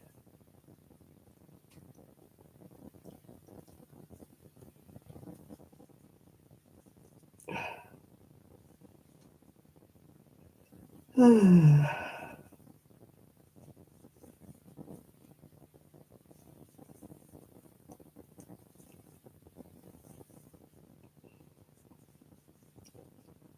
it's very difficult when people are hallucinating and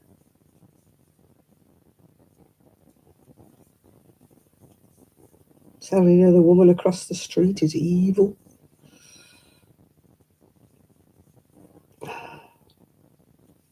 I didn't know what to do.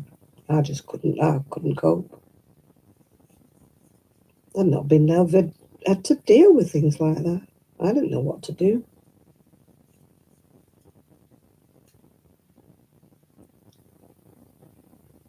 And I don't know what she had. She used to see babies that weren't there, children that weren't there. Next doors were putting wires through the walls, can't I not see them?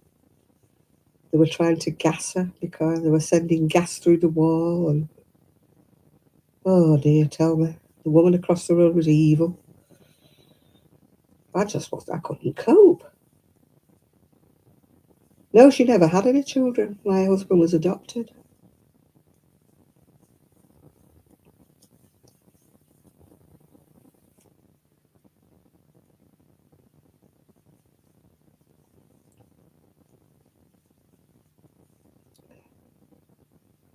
She used to say, "How come you always let your mother babysit and you won't let me?" I'm like, no.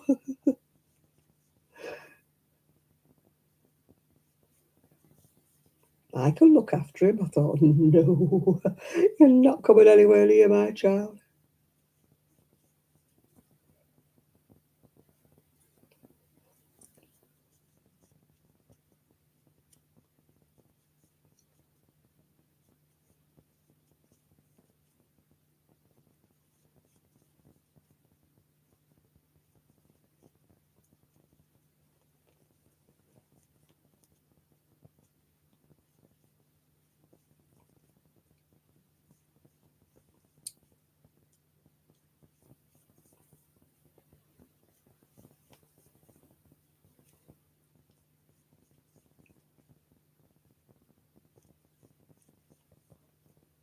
Now you want crackers? Is there anything to do with me saying she was crackers? I'm not really eating. I should be as thin as a rail because I'm not eating. I felt awful on Christmas Day because the meal at the restaurant was lovely and I was trying my best to eat it and I just couldn't.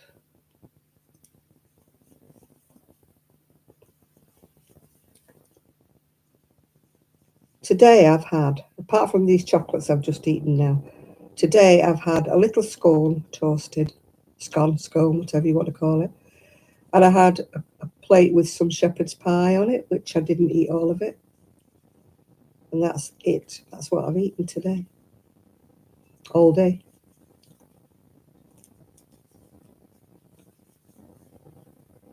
I can't understand why I'm not losing weight because I'm just not eating. I mean, the meal at the restaurant we went to on some Christmas Day was lovely, but I had prawn cocktail, but it was smoked salmon with the prawn. I've never seen prawns as big, massive big prawns. They were like that, but it was smoked salmon, and I don't like it. So I ate the prawns, and I just pushed the smoked salmon around a bit and left it.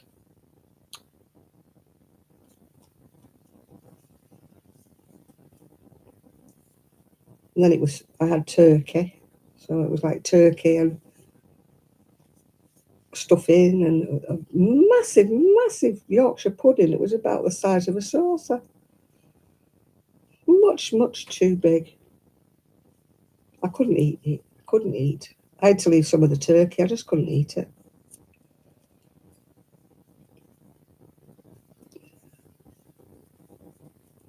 And I don't like parsnips, so I left them. I had about 2 sprouts and 1 roast potato.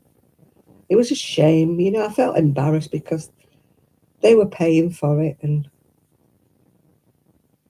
no, it was smoked salmon and prawns was the starter. I don't like smoked salmon. I mean, they'd paid a lot for this meal, and I felt embarrassed because I just couldn't eat it. I did say to her, please don't be angry with me when I can't eat it. And she said, no, it doesn't matter. But when people are paying for your meal and you can't eat it, it's embarrassing. I just hate going out for a meal anymore now because I can't eat it. We went to a nice little cafe the other day in Fleetwood, very home cooked food and everything. And I had the pensioners' meal, which was like a cheese and onion pie and some stuff. If that was the pensioners, I wouldn't like to have seen the full size one because the pensioners' meal was like hanging off the plate. I couldn't eat it. I just picked round the edges. I felt like I'd left as much as I'd eaten. So I should be like Twiggy.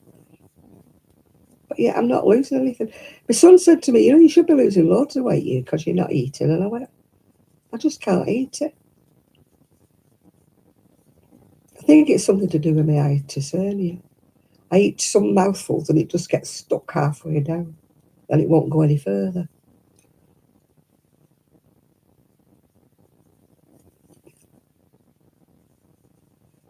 When I saw the diabetes nurse, she said to me, oh, you need to see the GP. I said, I've seen him. I said, but he wanted to repeat a colonoscopy. And I said to him, it's not that end. I said, it's the other end that won't eat.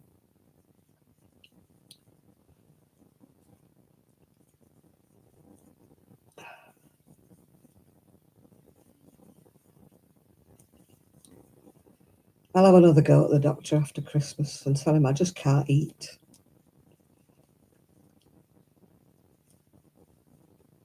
I would quite happily not eat anything all day long. Quite happily.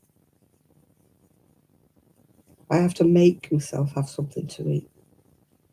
I mean, today it was 2:30 before I ate anything at all. I don't eat breakfast. Or if I eat breakfast, then that's it for the rest of the day. I don't eat anything else, yeah. Yeah, I've been getting the Ozempic. But I'm not on the dosage that makes you lose weight. If I was on that dosage, I'd be lovely and slender, wouldn't I? But I said to the diabetes nurse, I said, am I on the one where you're losing weight? She went, no. She said, you have to be on a different dosage to be on the one that loses weight. She said, it does suppress your appetite a bit. But it shouldn't be suppressing my appetite as much as it is, if you know what I mean. Well, I'm not losing weight. I'm like, how can you eat as little as I do and not lose any weight? Never mind.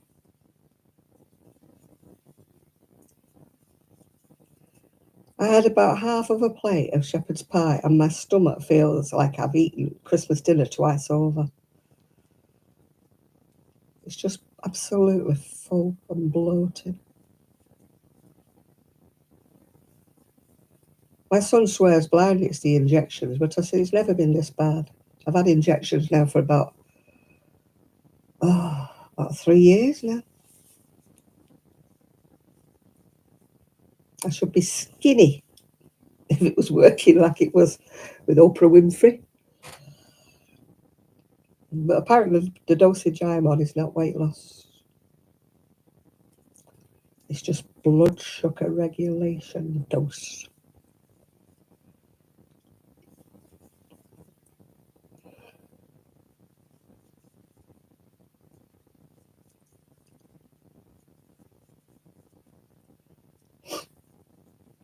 My New Year's resolution is sort out my YouTube. Why I never get paid. I know I haven't been making videos, that's why I haven't been paid recently. But even when I did videos nearly every day, I still never get paid. So I need to sort that out. I've even been in touch with YouTube and AdSense and everybody, and they still do. According to them, everything's fine. Well, why am I not getting any money then? Just when I could do with it, when I've been paying out, paying out, paying out. Never mind. Maybe I've won the lottery. Maybe when I check my emails, I'll have won the lottery. She said jokingly. Can you all send your wishes to the atmosphere? Do you know, I've still only got 26 thumbs up and there's 35 people in the room. You know, do I have to beg? Plead? Doesn't cost anything to subscribe, you know. I'm sure half of the people who view are not subscribed. Whether they think they have to pay, I don't know. But when I see people saying, oh, wow, I've got 26,000 subscribers, and I'm like, oh, yeah, right, I'm losing mine.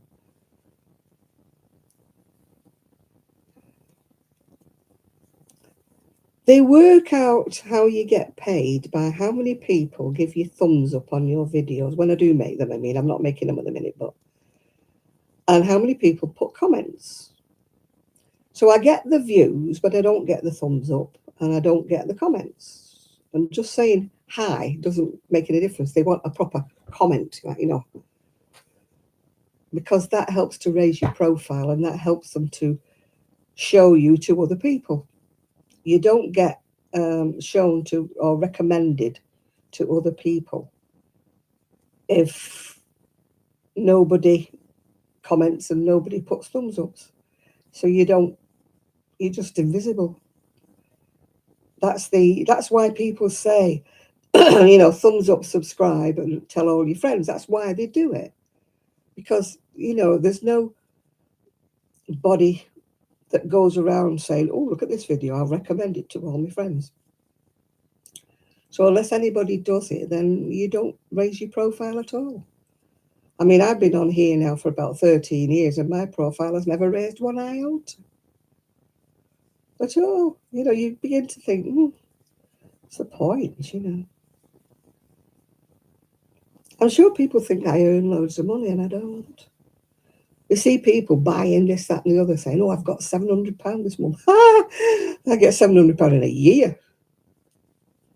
But never mind. I guess I'm not destined. But thumbs up would be great, you know. If you see me with a video in the future, yeah, like, subscribe, share. I'm always saying, oh, have you seen Mrs. So-and-so's video? Oh, I've been watching Mrs. So-and-so or Miss So-and-so. It's great.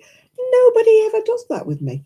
I think Sheila mentioned me once, but nobody else ever. And I'm always mentioning them, you know, like, oh, I watched Mrs. D, I've watched this, I've watched that.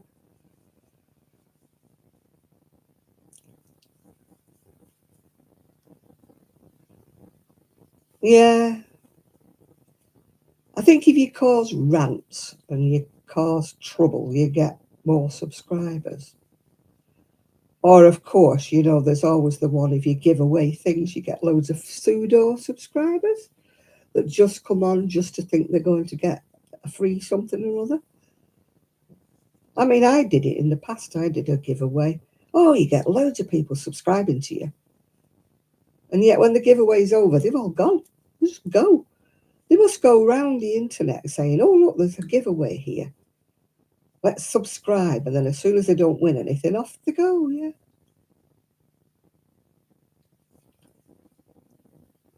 Hiya, Rose. How are you?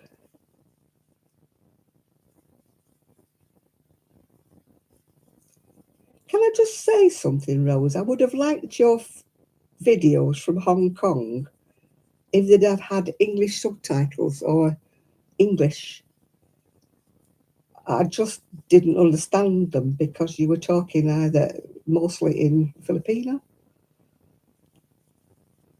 So I sort of didn't know what you were talking about 3/4 of the time. So it would have been lovely if I could have understood you. I know it's difficult to put subtitles on, but don't forget, I think a lot of your subscribers don't speak Filipino.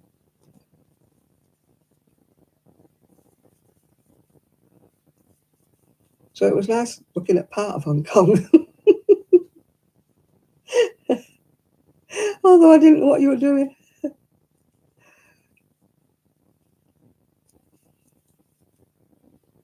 Oh dear.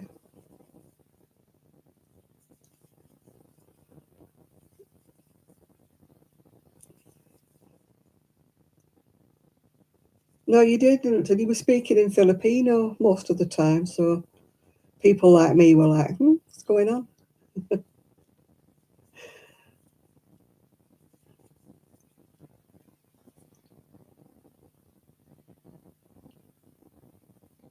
Yeah, I'm glad you managed to go away, Rose. I'm glad you had a good time. As I say, we would have all liked to enjoy it more. Hi, Yolanda.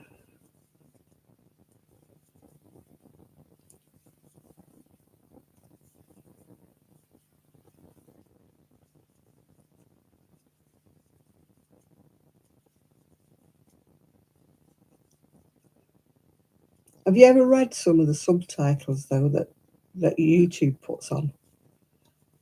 They kind of bear no relationship to what you're actually saying. And I've not fathomed out how you do your own. I suppose you'd have to do voiceovers, and I can't do anything like that. I can't even do editing, let alone voiceovers.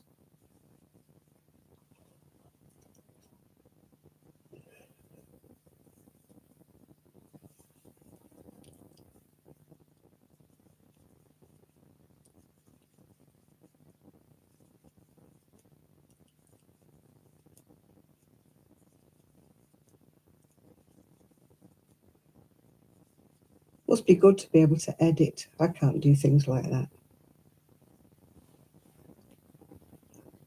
See, he does have his uses, Enid. Oh dear. I can't remember when I last had a good belly laugh, when you're absolutely,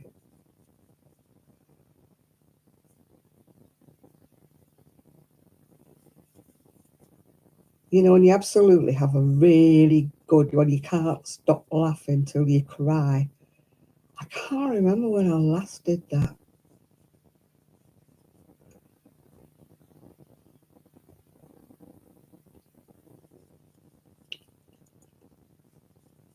Ah, your camouflage leggings.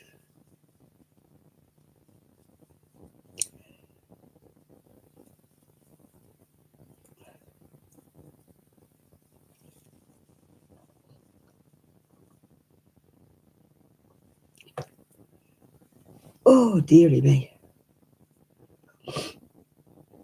I've got to decide how I'm going to do sleeves on this. If I had more of one colour or colours, I might have done plain sleeves. Trying to work out how many squares I would need for a sleeve is kind of like a bit more difficult, yeah.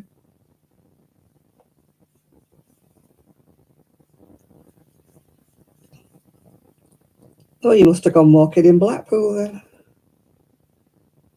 People were being blown off their feet in Blackpool over the Christmas period. There was only the intrepid that were actually on the seafront. It nearly blew the Christmas markets away. They have what they call the lollipops in Blackpool. I think they're lights, they're like that with a big thing on the top, and they were like that. Absolutely bent over. So wonder they didn't snap.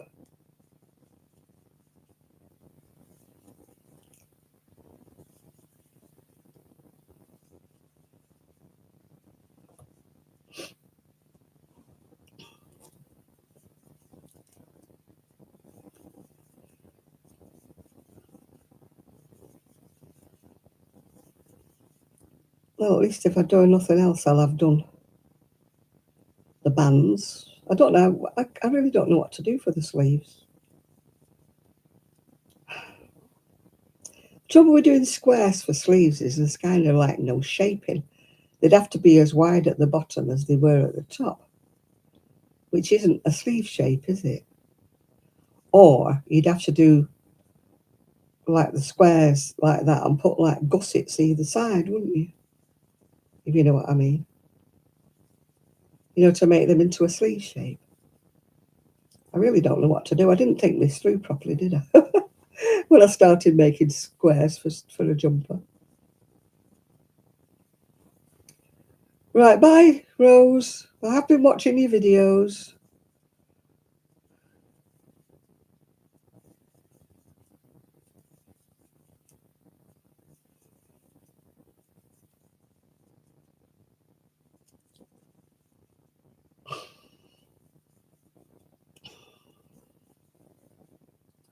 Mrs. D is now making polar bears now. That's her latest venture.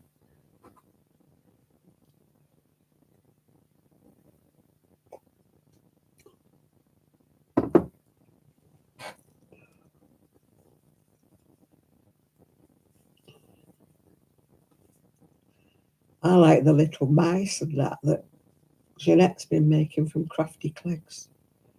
She's been crocheting and sewing little tiny mice things. Gorgeous little things they are. She's going to do next year as the year of toys. £38 for them. Oh, she knows what to charge, doesn't she? I can't sell anything. If I put things on Instagram or anything, people just not interested. Absolutely not interested. I don't have the secret effect.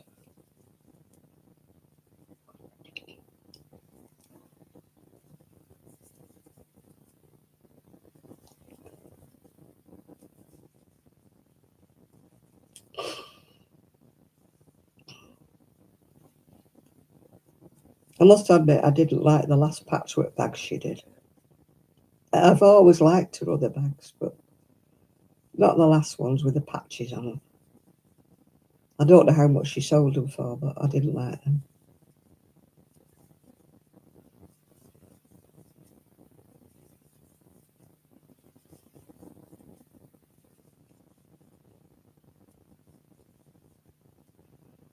I've got two on today, Shad. I've got that one there that's bunches of purple grapes. And I've got this one here that's got like sort of green and purple. So I've got two on today. So you're in luck today, too.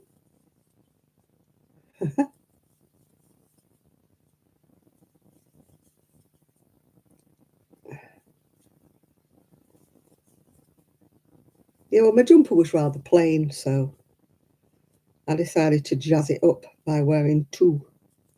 I watch a lady that does like thrifting she's in Malaysia.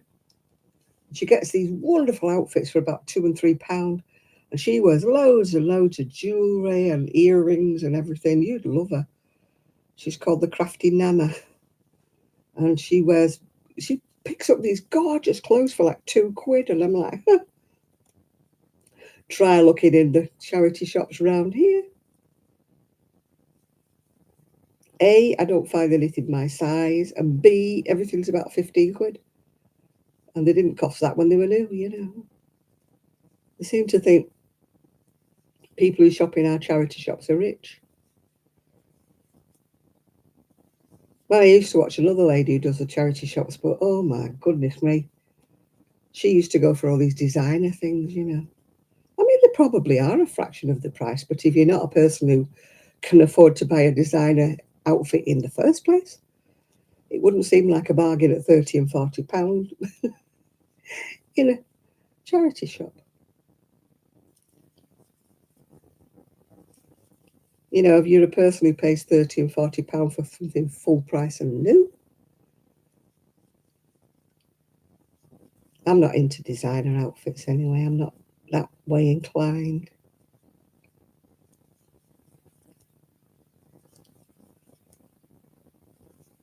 Having a label on it doesn't impress me much.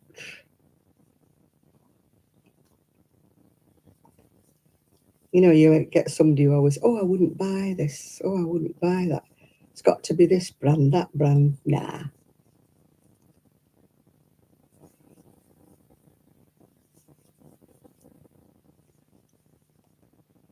I'm too tight to buy anything like that. I don't have the lifestyle where you need to buy expensive clothes. You know, if you work or you go into offices and have to look smart and nice, that's a different thing. But even when I worked in an office, I used to buy my clothes, you know, thrifted, whatever you want to call it, charity shops. But there were decent charity shops in Prestwich where they had decent clothes. You know, I'm yet to find one here.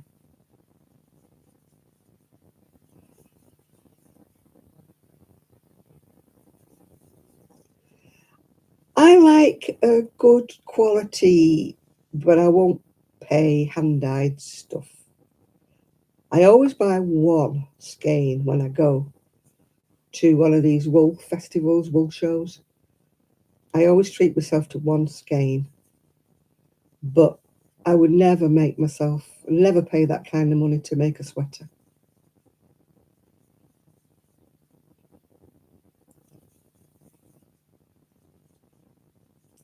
I'm still waiting for a photograph of your tiny house, Shad. Every week you ask me to show you my necklaces, but you never show me your house.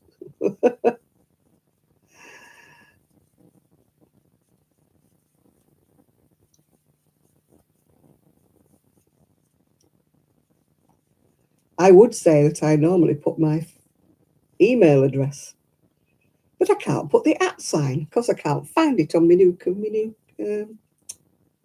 keyboard. So I couldn't write my email address. I couldn't write anything. I couldn't write the hashtag anything like I normally should do on my video here. Couldn't do it. So I couldn't write anything. So I was snookered.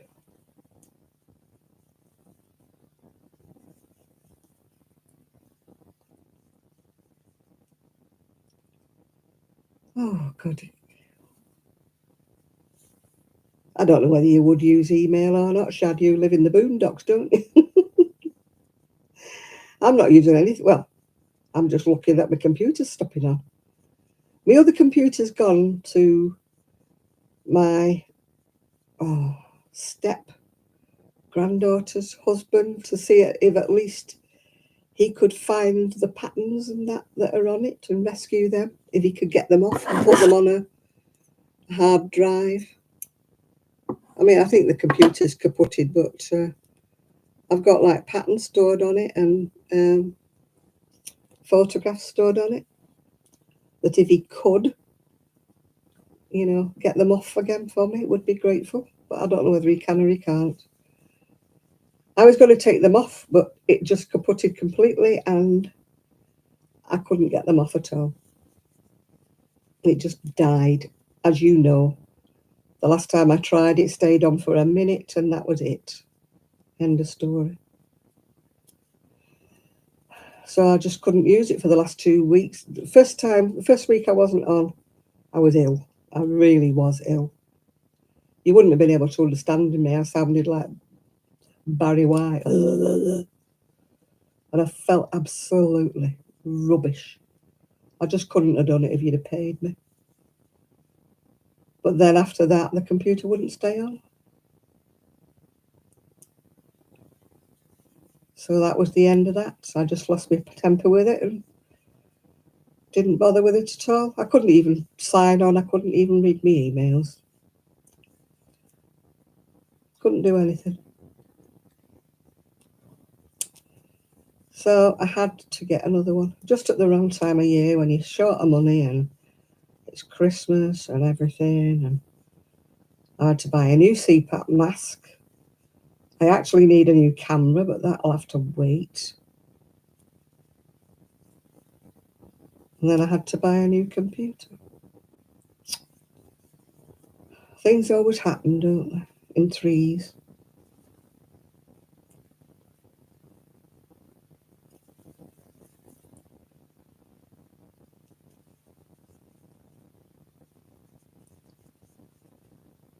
So my poor little savings got depleted completely.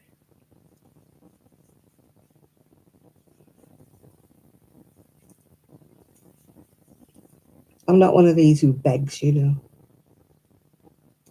puts on their Facebook, whatever it is. I need this, I need that. I've never done that. I'm like, if I can't get it myself, I'll do without. Bugs me when people beg. Bugs me even more when they get it. I need a new sewing machine, said one woman said. I remember her doing it. And somebody flipping well bought her one. And I'm like, you bought her a sewing machine? I've got an itchy nose. Sorry. Somebody bought her a sewing machine.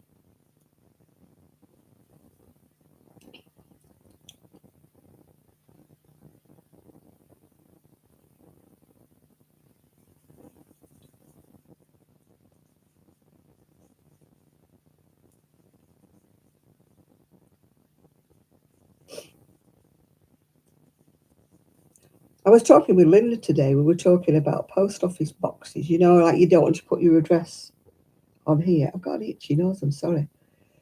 For people to send you a card or something, a Christmas card. Because obviously you don't want to put your private address, do you? But to rent a post office box over here in the UK is £42 a month. Yeah, right. I don't know how much it is in America, but it's £42 a month to rent one over here.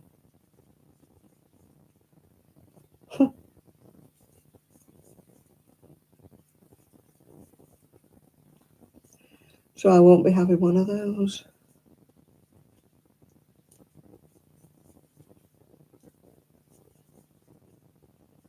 All I can say is people who have them must get a lot of things given to them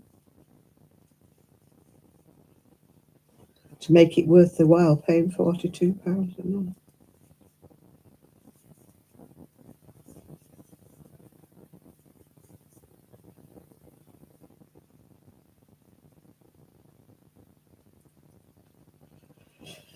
Hmm.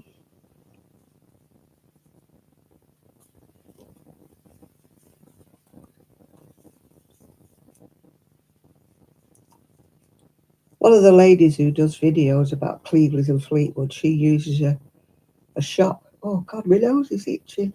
Like mad. She uses a shop address, for people to send her things to. And somebody else I know uses a pub.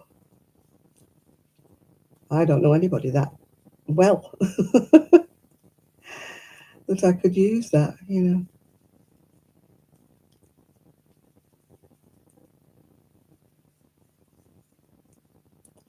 And I could share a postbox with. Well,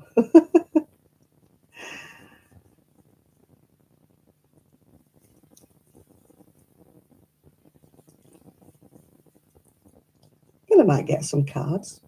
You never know.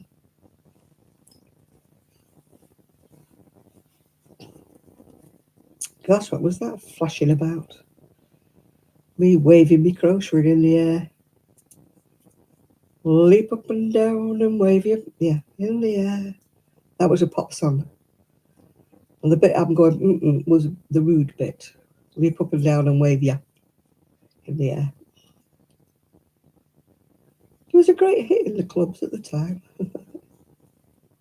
as you can understand why.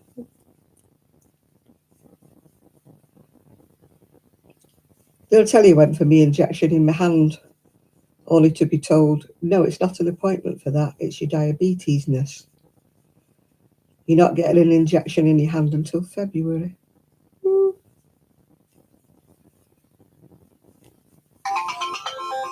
Diddly doo diddly doo.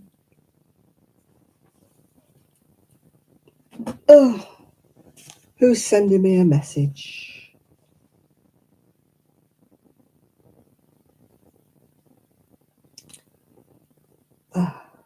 Don't know them. Stitched by Mrs. D, I've watched that. Not quite enough yarn, I haven't watched that yet.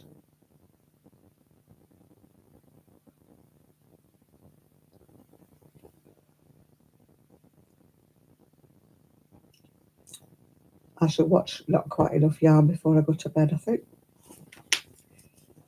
I'll watch Leslie before I go to bed.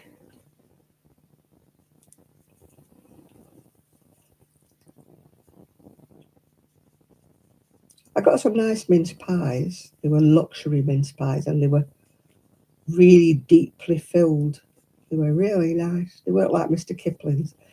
I think they were Asda's actually, but they were very nice.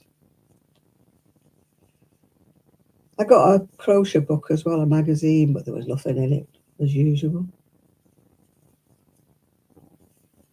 I don't know. I keep thinking I'll try and find out where I got it from to cancel it, but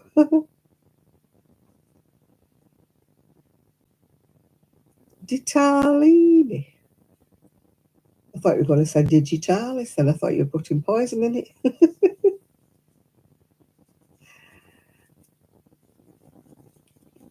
I don't even know what ditalini is. I'm sure Chris will know. Oh, it's itty bitty pasta. Oh, right. I don't like pasta. Don't like it.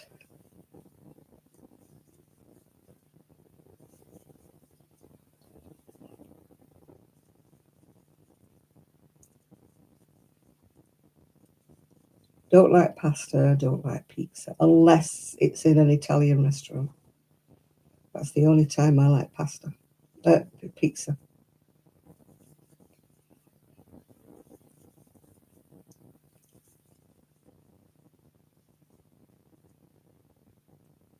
I've only had these luxury mince pies. I don't like the ordinary ones where they're all pastry and you have to look for a piece of mincemeat. I don't like them. You know, Mr. Kipling and all that, they're horrible. These were luxury, deep filled ones. They were like that and they were gorgeous. Normally I can take or leave a mince pie, but these were nice. I used to make my own back in the day. Well, actually, I used to make one big mince pie, you know, rather than like little mince pies with loads of pastry. I used to make a pastry crust underneath it, put the mince on, and then put like little lattice bits across because my husband didn't like too much pastry. And I just carried on doing it. I used to make Christmas cakes and everything. I haven't made a cake since I moved here. In fact, I don't think I've got a mixer anymore.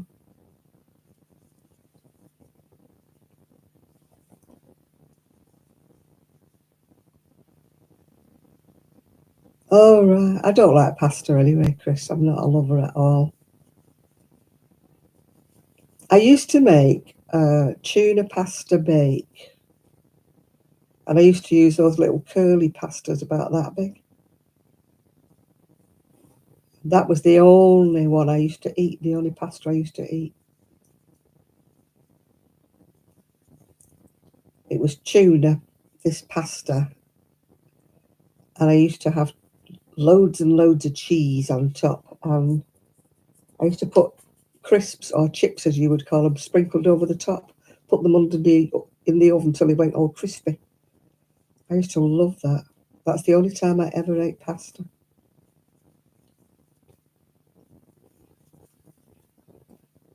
I haven't made it since I moved here. A lot of things I've not done since I moved here. Never made scones since I moved here. I used to make scones every week. I haven't even got a baking thing now. Anything. All gone.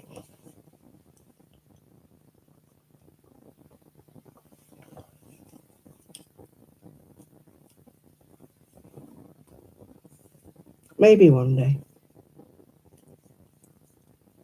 I'll get round to it again.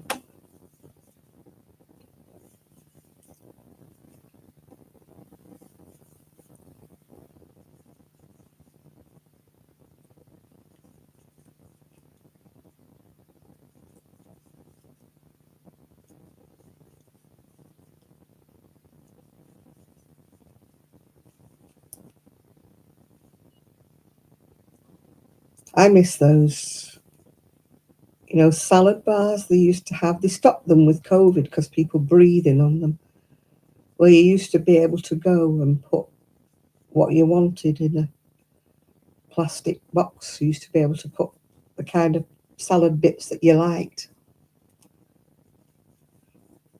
And they used to charge you by the box. You know, you put so much in the box, and as long as the box lid's shut, they would just charge you for so much. I used to love that, yeah. You've got cable. Woo!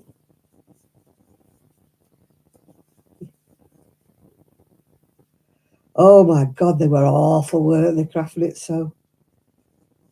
They were dreadful.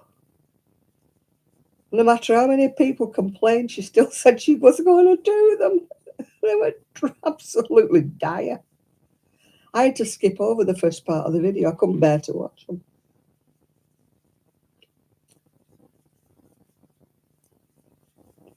At least with Mrs. D, we've got Ian. Ian is a cat, by the way. Ian pressing his bell, don't we?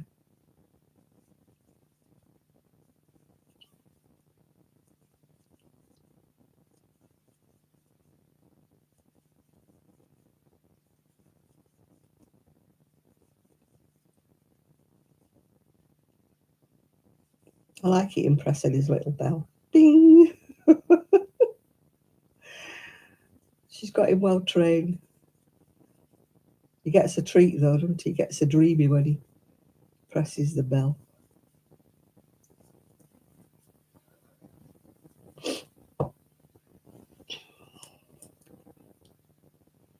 Yeah, if you don't watch Stitched by Mrs. D, she's got this black and white cat called Ian. And he has a little bell thing that goes ding, ding, and she sings to him. And he presses his bell. But of course, he gets a treat when he presses his bell. So it's nothing to do with her singing. I think it's just because she presses the... He gets a treat. How many rows have I got on my band?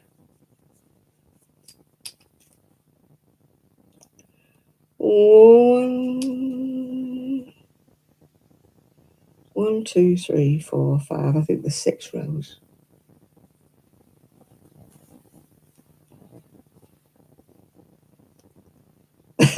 Yeah, Gary. He always looks a bit... You always think he's a bit smelly round the mouth, you know, if he's been eating his dinner. You know, that type of dog. Rosie's a bit like that, you know. She gets like food in her whiskers. That's all I can think of with Gary is, you know, what does he smell like when he's had his face in his dinner? And she lets him kiss her. And I'm like, no.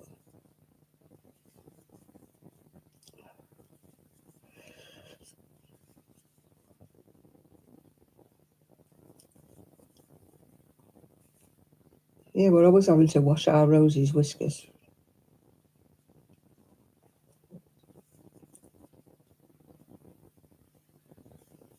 It's inevitable. It's like somebody with a moustache, isn't it? Eating the dinner, getting dinner in the tash.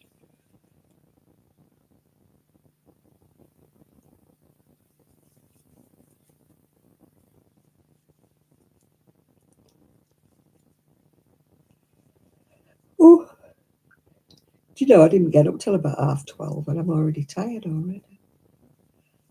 Since I've been ill, I have been so tired. I've never been one for staying in my bed till after dinner, but now I just can't get up. What, your own moustache, Munchkin? Munchkin is admitting she's got a tash. Oh dear.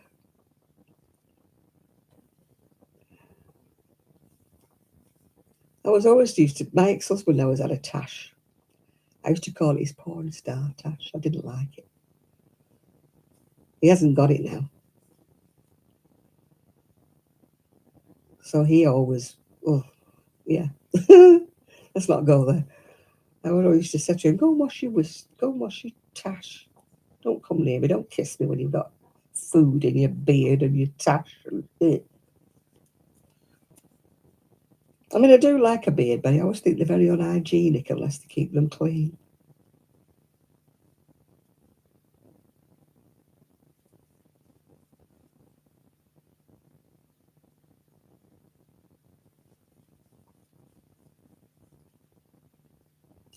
I have now got to work out how many buttonholes I can put in now. 1, 2, 3, 4, 5, 6, 7, 8. Right, let's work it out now. 2, 4, 6, 8, 10. 2, 4, 6, 8, 10.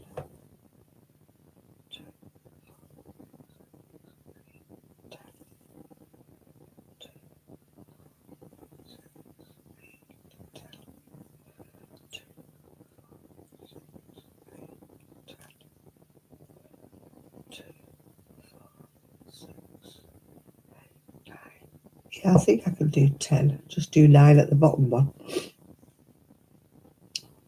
It's terrible having to work out, the spacing for buttonholes when you're doing it off-piste, let's just say.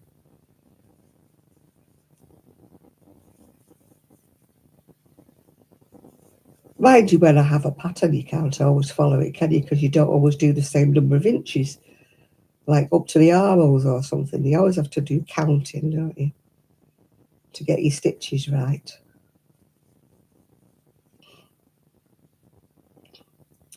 2, 4, 6, 8, yeah.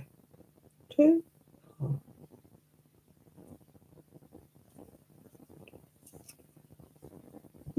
Oh, excuse me. I don't know why my flat Coca-Cola is giving me indigestion.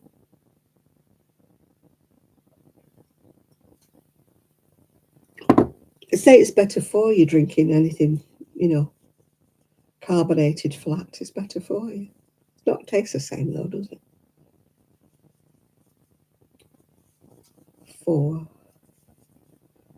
5, 6, 7, 8. This is when I get to the end and find out I've counted it wrong. 1, 3, 4. Do you know, I can't wait to get in my pyjamas.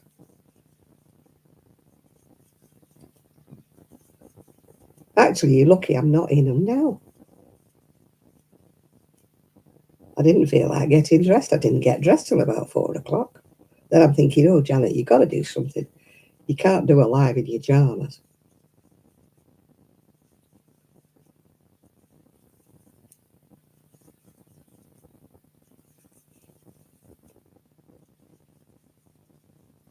I just wish the weather would be nice so I could wear some pretty dresses.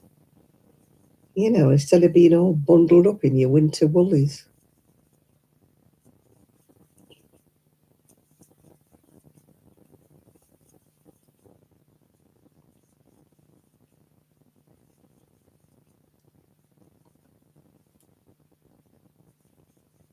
I've got some lovely dresses that I've never worn this year. PJ live stream, yeah. Not my PJs, they're not that clever. Well, actually, they're Marks and Spencer, so they're not bad. I've got a nice pair I've found that I've never worn. Pink ones, they are. Pink. Right, see you later, Munchkin. Right, that did not work out right. That did not work out right. Right. 1, 2, 3, 4, 5, 6. No, I have to take it back and do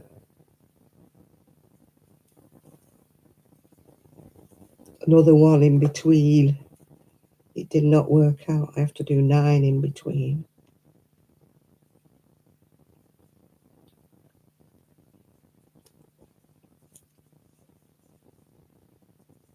It's definitely stew weather. Well, it is over here. I don't know whether it is over there where it's warm, but it's definitely stew weather here.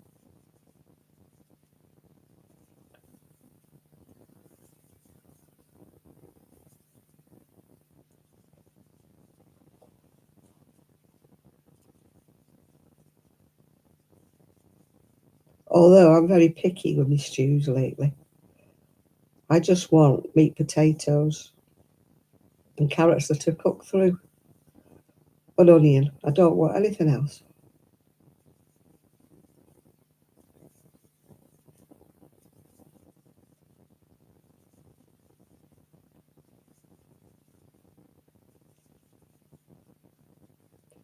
Or some nice homemade chunky vegetable soup I'd like as well.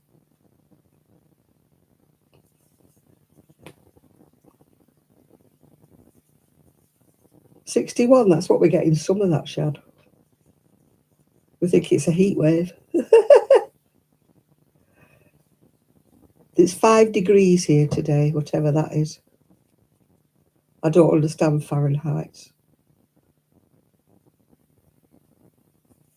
1, 2, 3, 5, 6, 7,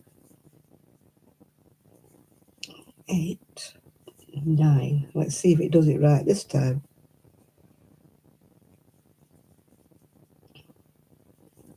1, 2, 3, 4, 5,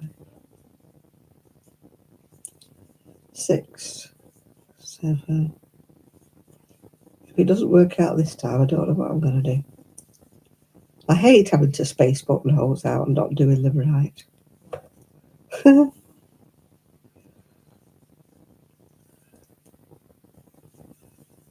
3, 4, 5, 6, 7, 8. Yay! It's worked out right with 9 in between. It didn't work out right with 8 in between, but it's worked out right with 9 in between. Yay! I feel so accomplished when I get it right. You know, spacing buttonholes out. Oh dear. I like a lot of buttons, I must admit. I don't like them with the big gaps in between.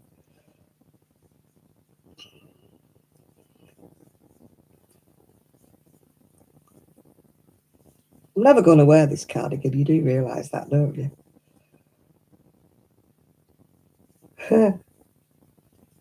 It's like my scrappy shawl. I've got a scrappy shawl already. I'll have to find somebody to donate it to. A friend who wants one. I think there's a girl at Knit Club who would like one. She likes all kinds of things like that. She's the lady who gave me the socks, actually, so maybe I will give her my scrappy shawl. Feels a bit mean, though, giving it to her, though, and nobody else, doesn't it? But then again, you know, can't give one to everybody, can I? I've got enough wool left in bits to make another one, though. You know those little bits and balls of wool that you get about that big? But I like to go across a row with one colour. You know, some people do those mystery-like balls where they knot them all together, don't they? I don't trust them, what do you call it, invisible knot things, because they always come apart on me. So I don't want to do those invisible knots and then crochet somebody a shawl and then it falls apart. First time they put it in the machine.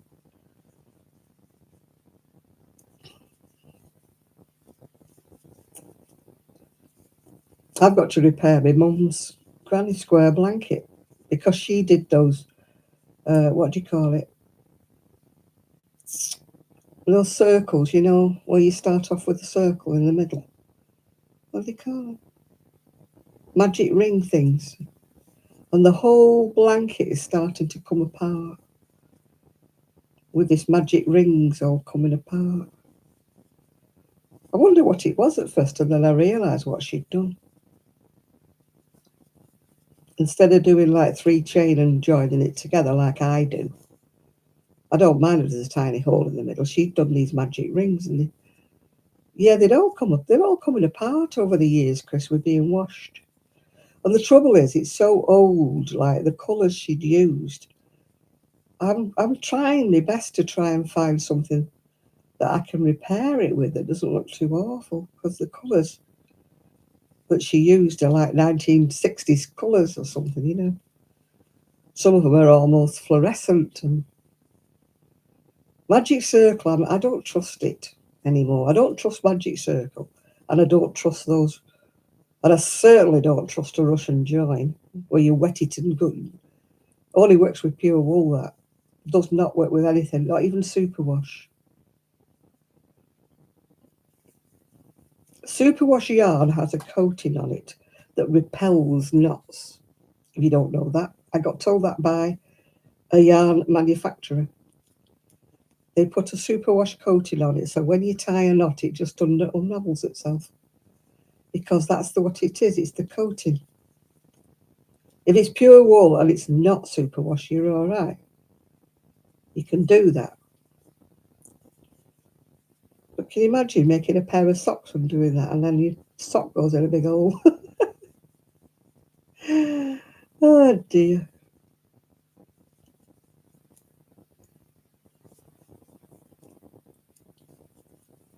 As I say with my shawl, it was my friend. She said do an enclosed edging, so I did. I crocheted it and then bent it over and sewed it, so all my loose ends are all sewn in.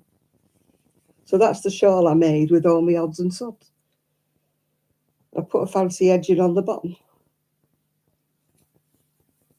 Trouble is, it's not come out like sort of wide enough, you know. Not for me anyway, it hasn't. But I might make another one because I've still got loads and loads of oddments. Although I was going to do some cushion covers, you know, granny stitch cushion covers, which I might do that because I've got some cushion blanks. So I might do that. The dogs get their feet stuck in them, that's the trouble. Hi, Nancy. You just about made it today. I've got about another quarter of an hour before I go off. We're still waiting for Lydia. She always comes on at the last minute, doesn't she, Lydia? Just when I'm going off, she comes on.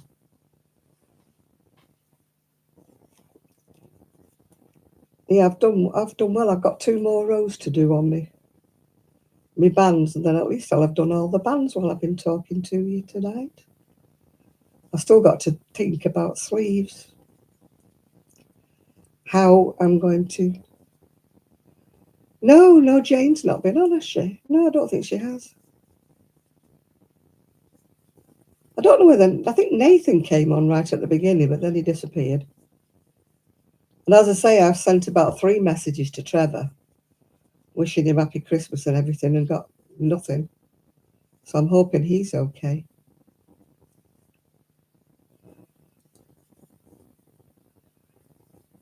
Yeah, I'm just using up odds and sods, as they call them, Nancy. I've got a cupboard full of bits. And as I don't do toys, it's hard to use up little scruffy little bits, you know. And there used to be a lady who used to come to Knit Club that used to make tiny little flowers with them. But she hasn't been to Knit Club for ages.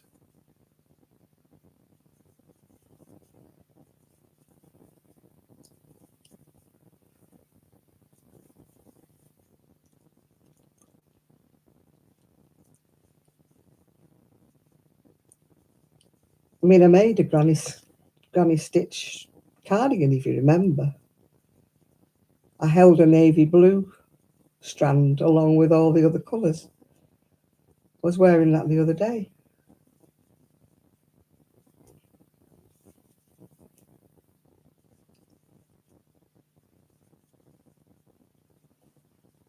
I love brightly coloured things, as you probably gathered. Left to my own devices, my house would look like a rainbow.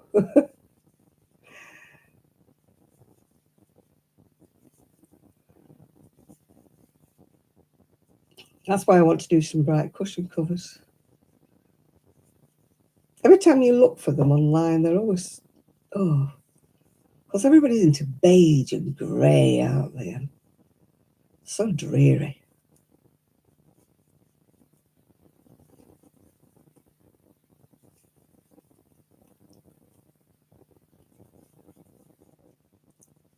I walked in my niece's and she's inherited like dark green walls in her lounge.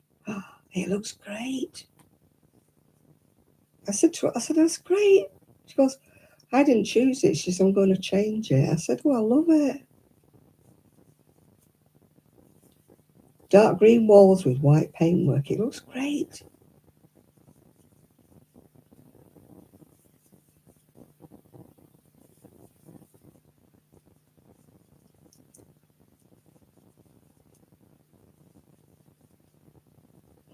My bedroom's got one purple wall, and the other bit, the annexy bit's got like a turquoise green. I would have had purple actually, but in fact, I should have had purple, I think, looking back on it. But I didn't. I chose this turquoise green to match my rug. But everybody wants my bedspread. It's like shades of purple and aubergine in granny squares, all embroidered. It's fantastic. I got it from Aldi or Lidl or something like that one time. In fact, I bought my friend Caroline one, but she had one in beiges. Because she's a beige kind of girl, yeah. I bet she hasn't got it now. But my friend keeps saying, take it off your bed and just leave it in a bag and then I can steal it. I went, no. It's coming apart in pieces, actually. Yeah, purple, my favourite colour, purple. I love it. Why do you think I'm wearing purple? Woo! It is purple, actually. It looks a bit blue on here, but it's purple. And my trousers are purple with elephants on. I love purple. I had to stop myself buying everything in purple. I literally have to wean myself away. Otherwise, everything would be purple. It reminds me of a customer I used to have in Royton. Hers was pink. She even had a pink bathroom suite, a pink kitchen, and a pink leather sofa. That was going a little bit to extremes. Oh, thank you, Ethan. I've even got purple eyeshadow on. You can't see it, but I have. I have to coordinate, with purple beads. See, they don't look purple on here. They look blue and they're not the purple. I'm making a cardigan out of some squares, which is going to be absolutely revolting when I've finished it, Nancy. But I've got to do the sleeves yet. I don't know how I'm going to work them out. I've got to think about that tomorrow. Because if you do the same number of sleeves that you need for the top of the sleeve, it's going to be too wide at the bottom of the sleeve, isn't it? They're going to be like bell shape. I don't know how I'm going to do it. Unless I do like 2 rows going up the centre and then fill in with the plain colour underneath. That's what I don't know. I'll have to think about that, work out my measurements. Use a sleeve that fits as a template, or make one out of tissue paper or something. When I was younger, I used to crochet to sewing patterns, which I don't have anymore now, of course, because I don't sew. But when you had sewing patterns and you had paper patterns of sleeves and things, I used to crochet to the shape of those. Because there was no patterns when I first started crocheting. Well, there was, but they weren't, fashionable. That's how come I don't use patterns most of the time, because I'm not used to using a pattern. I'm used to thinking of a design in my head and and doing it. You know, that's the way I was taught. Well, I taught myself actually. But I used to look at things and just do them, yeah. And I get in trouble because people have said, "Have you got a pattern? It's like this. There's no pattern for this." None at all. I just did it. And people are saying, "Do you have a pattern for it?" No. Can you do a tutorial? No. I have a camera that doesn't work. And I certainly don't have an overhead gantry. And I can't edit. So I can't edit bits together. So there's no chance of me ever doing a tutorial. It would be in about 6 different videos going along in a line.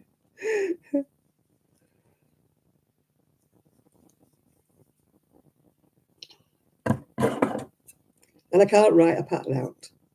I can write a pattern out for me, but I couldn't write a pattern out that anybody else would understand. I mean, we were talking before about Kelly. Kelly wrote a pattern out, and everybody wanted, well, how many stitches do you finish up with at the end of this row? And how many do you do this? And you haven't written this out right. She said, I'm not making any more. Now, this is what I'm making, and it's what I call an ugly sweater, a really ugly sweater, ugly cardigan, I should say. It's all like squares. I bought this cotton online, and it was absolute rubbish. As I just mentioned it before, if you see it, don't buy it because it's rubbish. It's what's it called? I bought a pack of it, and it was all different colours, and it was called vintage cotton, and it splits like mad, and it's rough, and it's horrible. It's really only fit for dishcloths. But when you've got things like, you know, purple and grey and stuff, you can't make dishcloths out of, you know, like icky green. It's called vintage cotton. It doesn't tell you who makes it, I don't think. Recycled cotton, and it feels like it. I don't know who makes it, but don't ever buy it, whatever you do. It's absolutely rubbish. Unless you want to make old dish mops, yeah. Recycled cotton, 80%, 20% other fibre. Made under license in Turkey for Decor Wholesale Limited. It's just, it says hand wash only, which it won't be hand washed. I mean, how can you ruin cotton by putting it in a machine? Yeah, it splits, absolutely splits like mad. But I have bought it, so I think I needed to use it up. I mean, what I'm using up for the edges is lovely. It's Peyton's 100% cotton, double knitting machine washable. This is absolutely beautiful, this.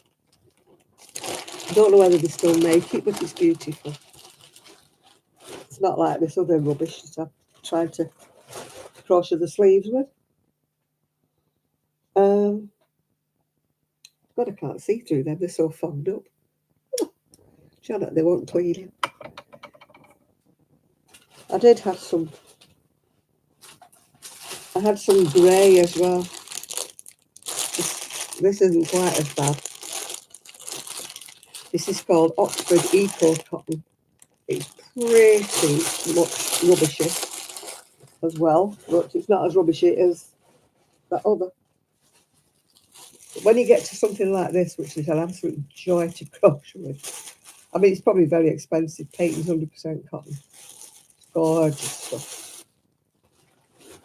But the other stuff wouldn't give it house room.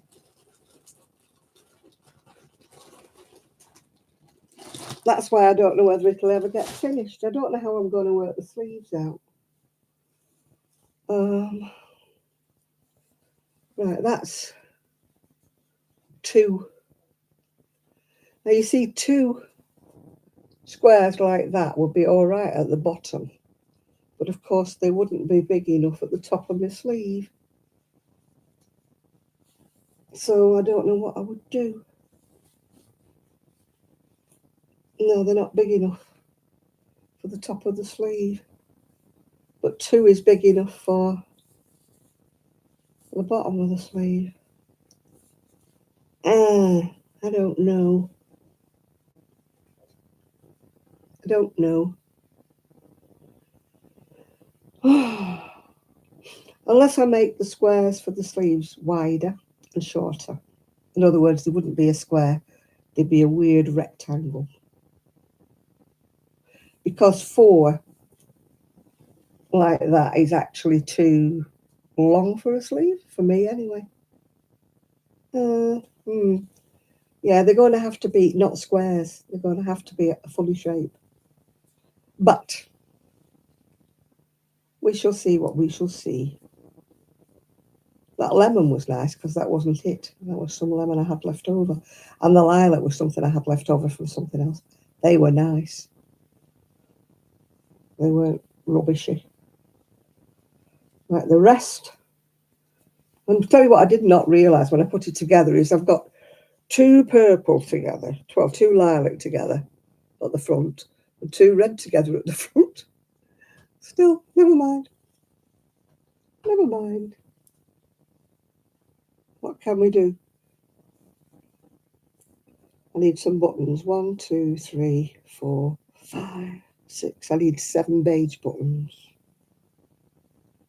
I think I've got some wooden ones. I'm not going in the shed. Can't be bothered. Going in the shed in this weather. Tramping across the wet grass. No. I'm going to cover up my chockies. Take them back into my bedroom just in case the dogs are not allowed chocolate, obviously. That has to go back in my room, as does, that's what else I got for myself. Turkish Delight assorted flavours. Comes directly from Turkey. Absolutely full of icing sugar. So just what I shouldn't be eating with my diabetes, but never mind, it's Christmas. I've only got a few left, I've been eating them. Look at that, they're loaded in icing sugar.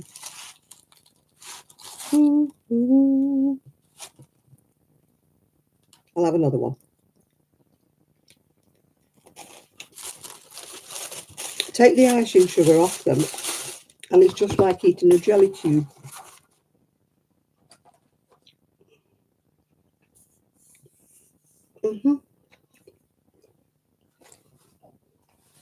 I showed you my socks, didn't I? I'm just hoping I can get them up my legs. I've got big legs. They're quite stretchy. If Val was still on here, she'd be saying we can make a gnome with them or an elf or something. Floor socks they are. Oh yeah, they've got bubbles on the bottom, you know, so you won't slip. Plastic bubbles, can you see?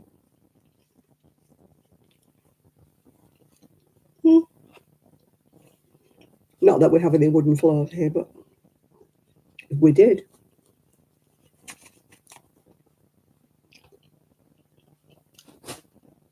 And I haven't done a stitch on my knitting since I was on here last. I started the sleeve, I think, when I was on here last, and not knitted anymore.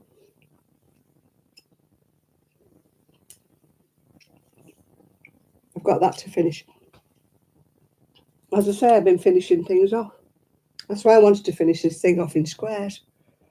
It's been languishing in the cupboard for just as a load of strips of squares.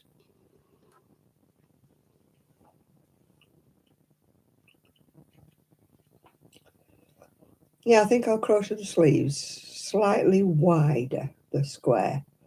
Well, it's a strip actually, but shorter. I think that's what I'll do.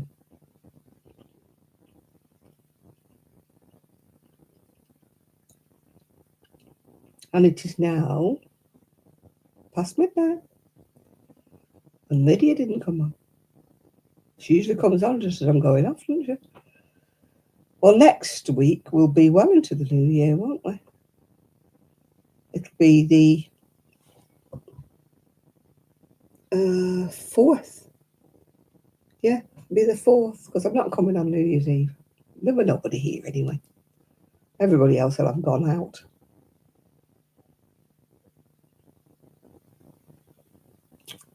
Yeah, put it in the group. People put photos in the group, what they're doing. I need to put my finished shawl in the group. And when I finish this cardigan, whatever that may be, once I get stuck into something, I kind of want to finish it off and get rid of it. I haven't had the urge to go back to my knitting. Funny enough, my knitting actually hurts my hand. And I'm not due to have my injection in my hand until February.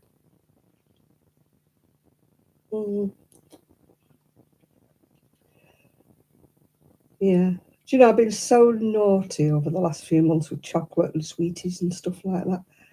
And yet when I went to my diabetic appointment, she said my blood sugar was absolutely fine. Can't work it out, can you? When I've tried to be good and be as good as gold and that, you know, my blood sugar's been up the wall. Oh, I must tidy up in here. That's the trouble when you're doing things in bits and pieces. You've got bits everywhere, all over the place. Bits, pieces, everything. Everywhere, all over the place. But I don't know. Oh, what the heck's that? What's that? Crystal clear, but just as strong. What's that? Oh, it's tape. Gorilla tape. It came out of there. Oh, it's fell on the floor again. It doesn't want to go in there. Do you ever get some things that won't stay? Where you put them, they just fall over. I'll put it there. Right, I'm going to go to Betty Bo's. Well, I'm going to watch Not Quite Enough by Leslie first. Then I'm going to go to bed. So thank you all for your company, and I will see you all in the new year. I hope you all have a happy new year, so I'll see you all then. So I'm going to take my camera down. I have it perched on a chewing gum because it's too low down normally, so I have it perched on chewing gum. So I'll put that in there. And I will bid you all farewell. So thank you for my thumbs up. I've got them this week. And I will speak to you all very, very soon. Hopefully with a different keyboard. Right, bye for now. Bye, everybody. Bye now.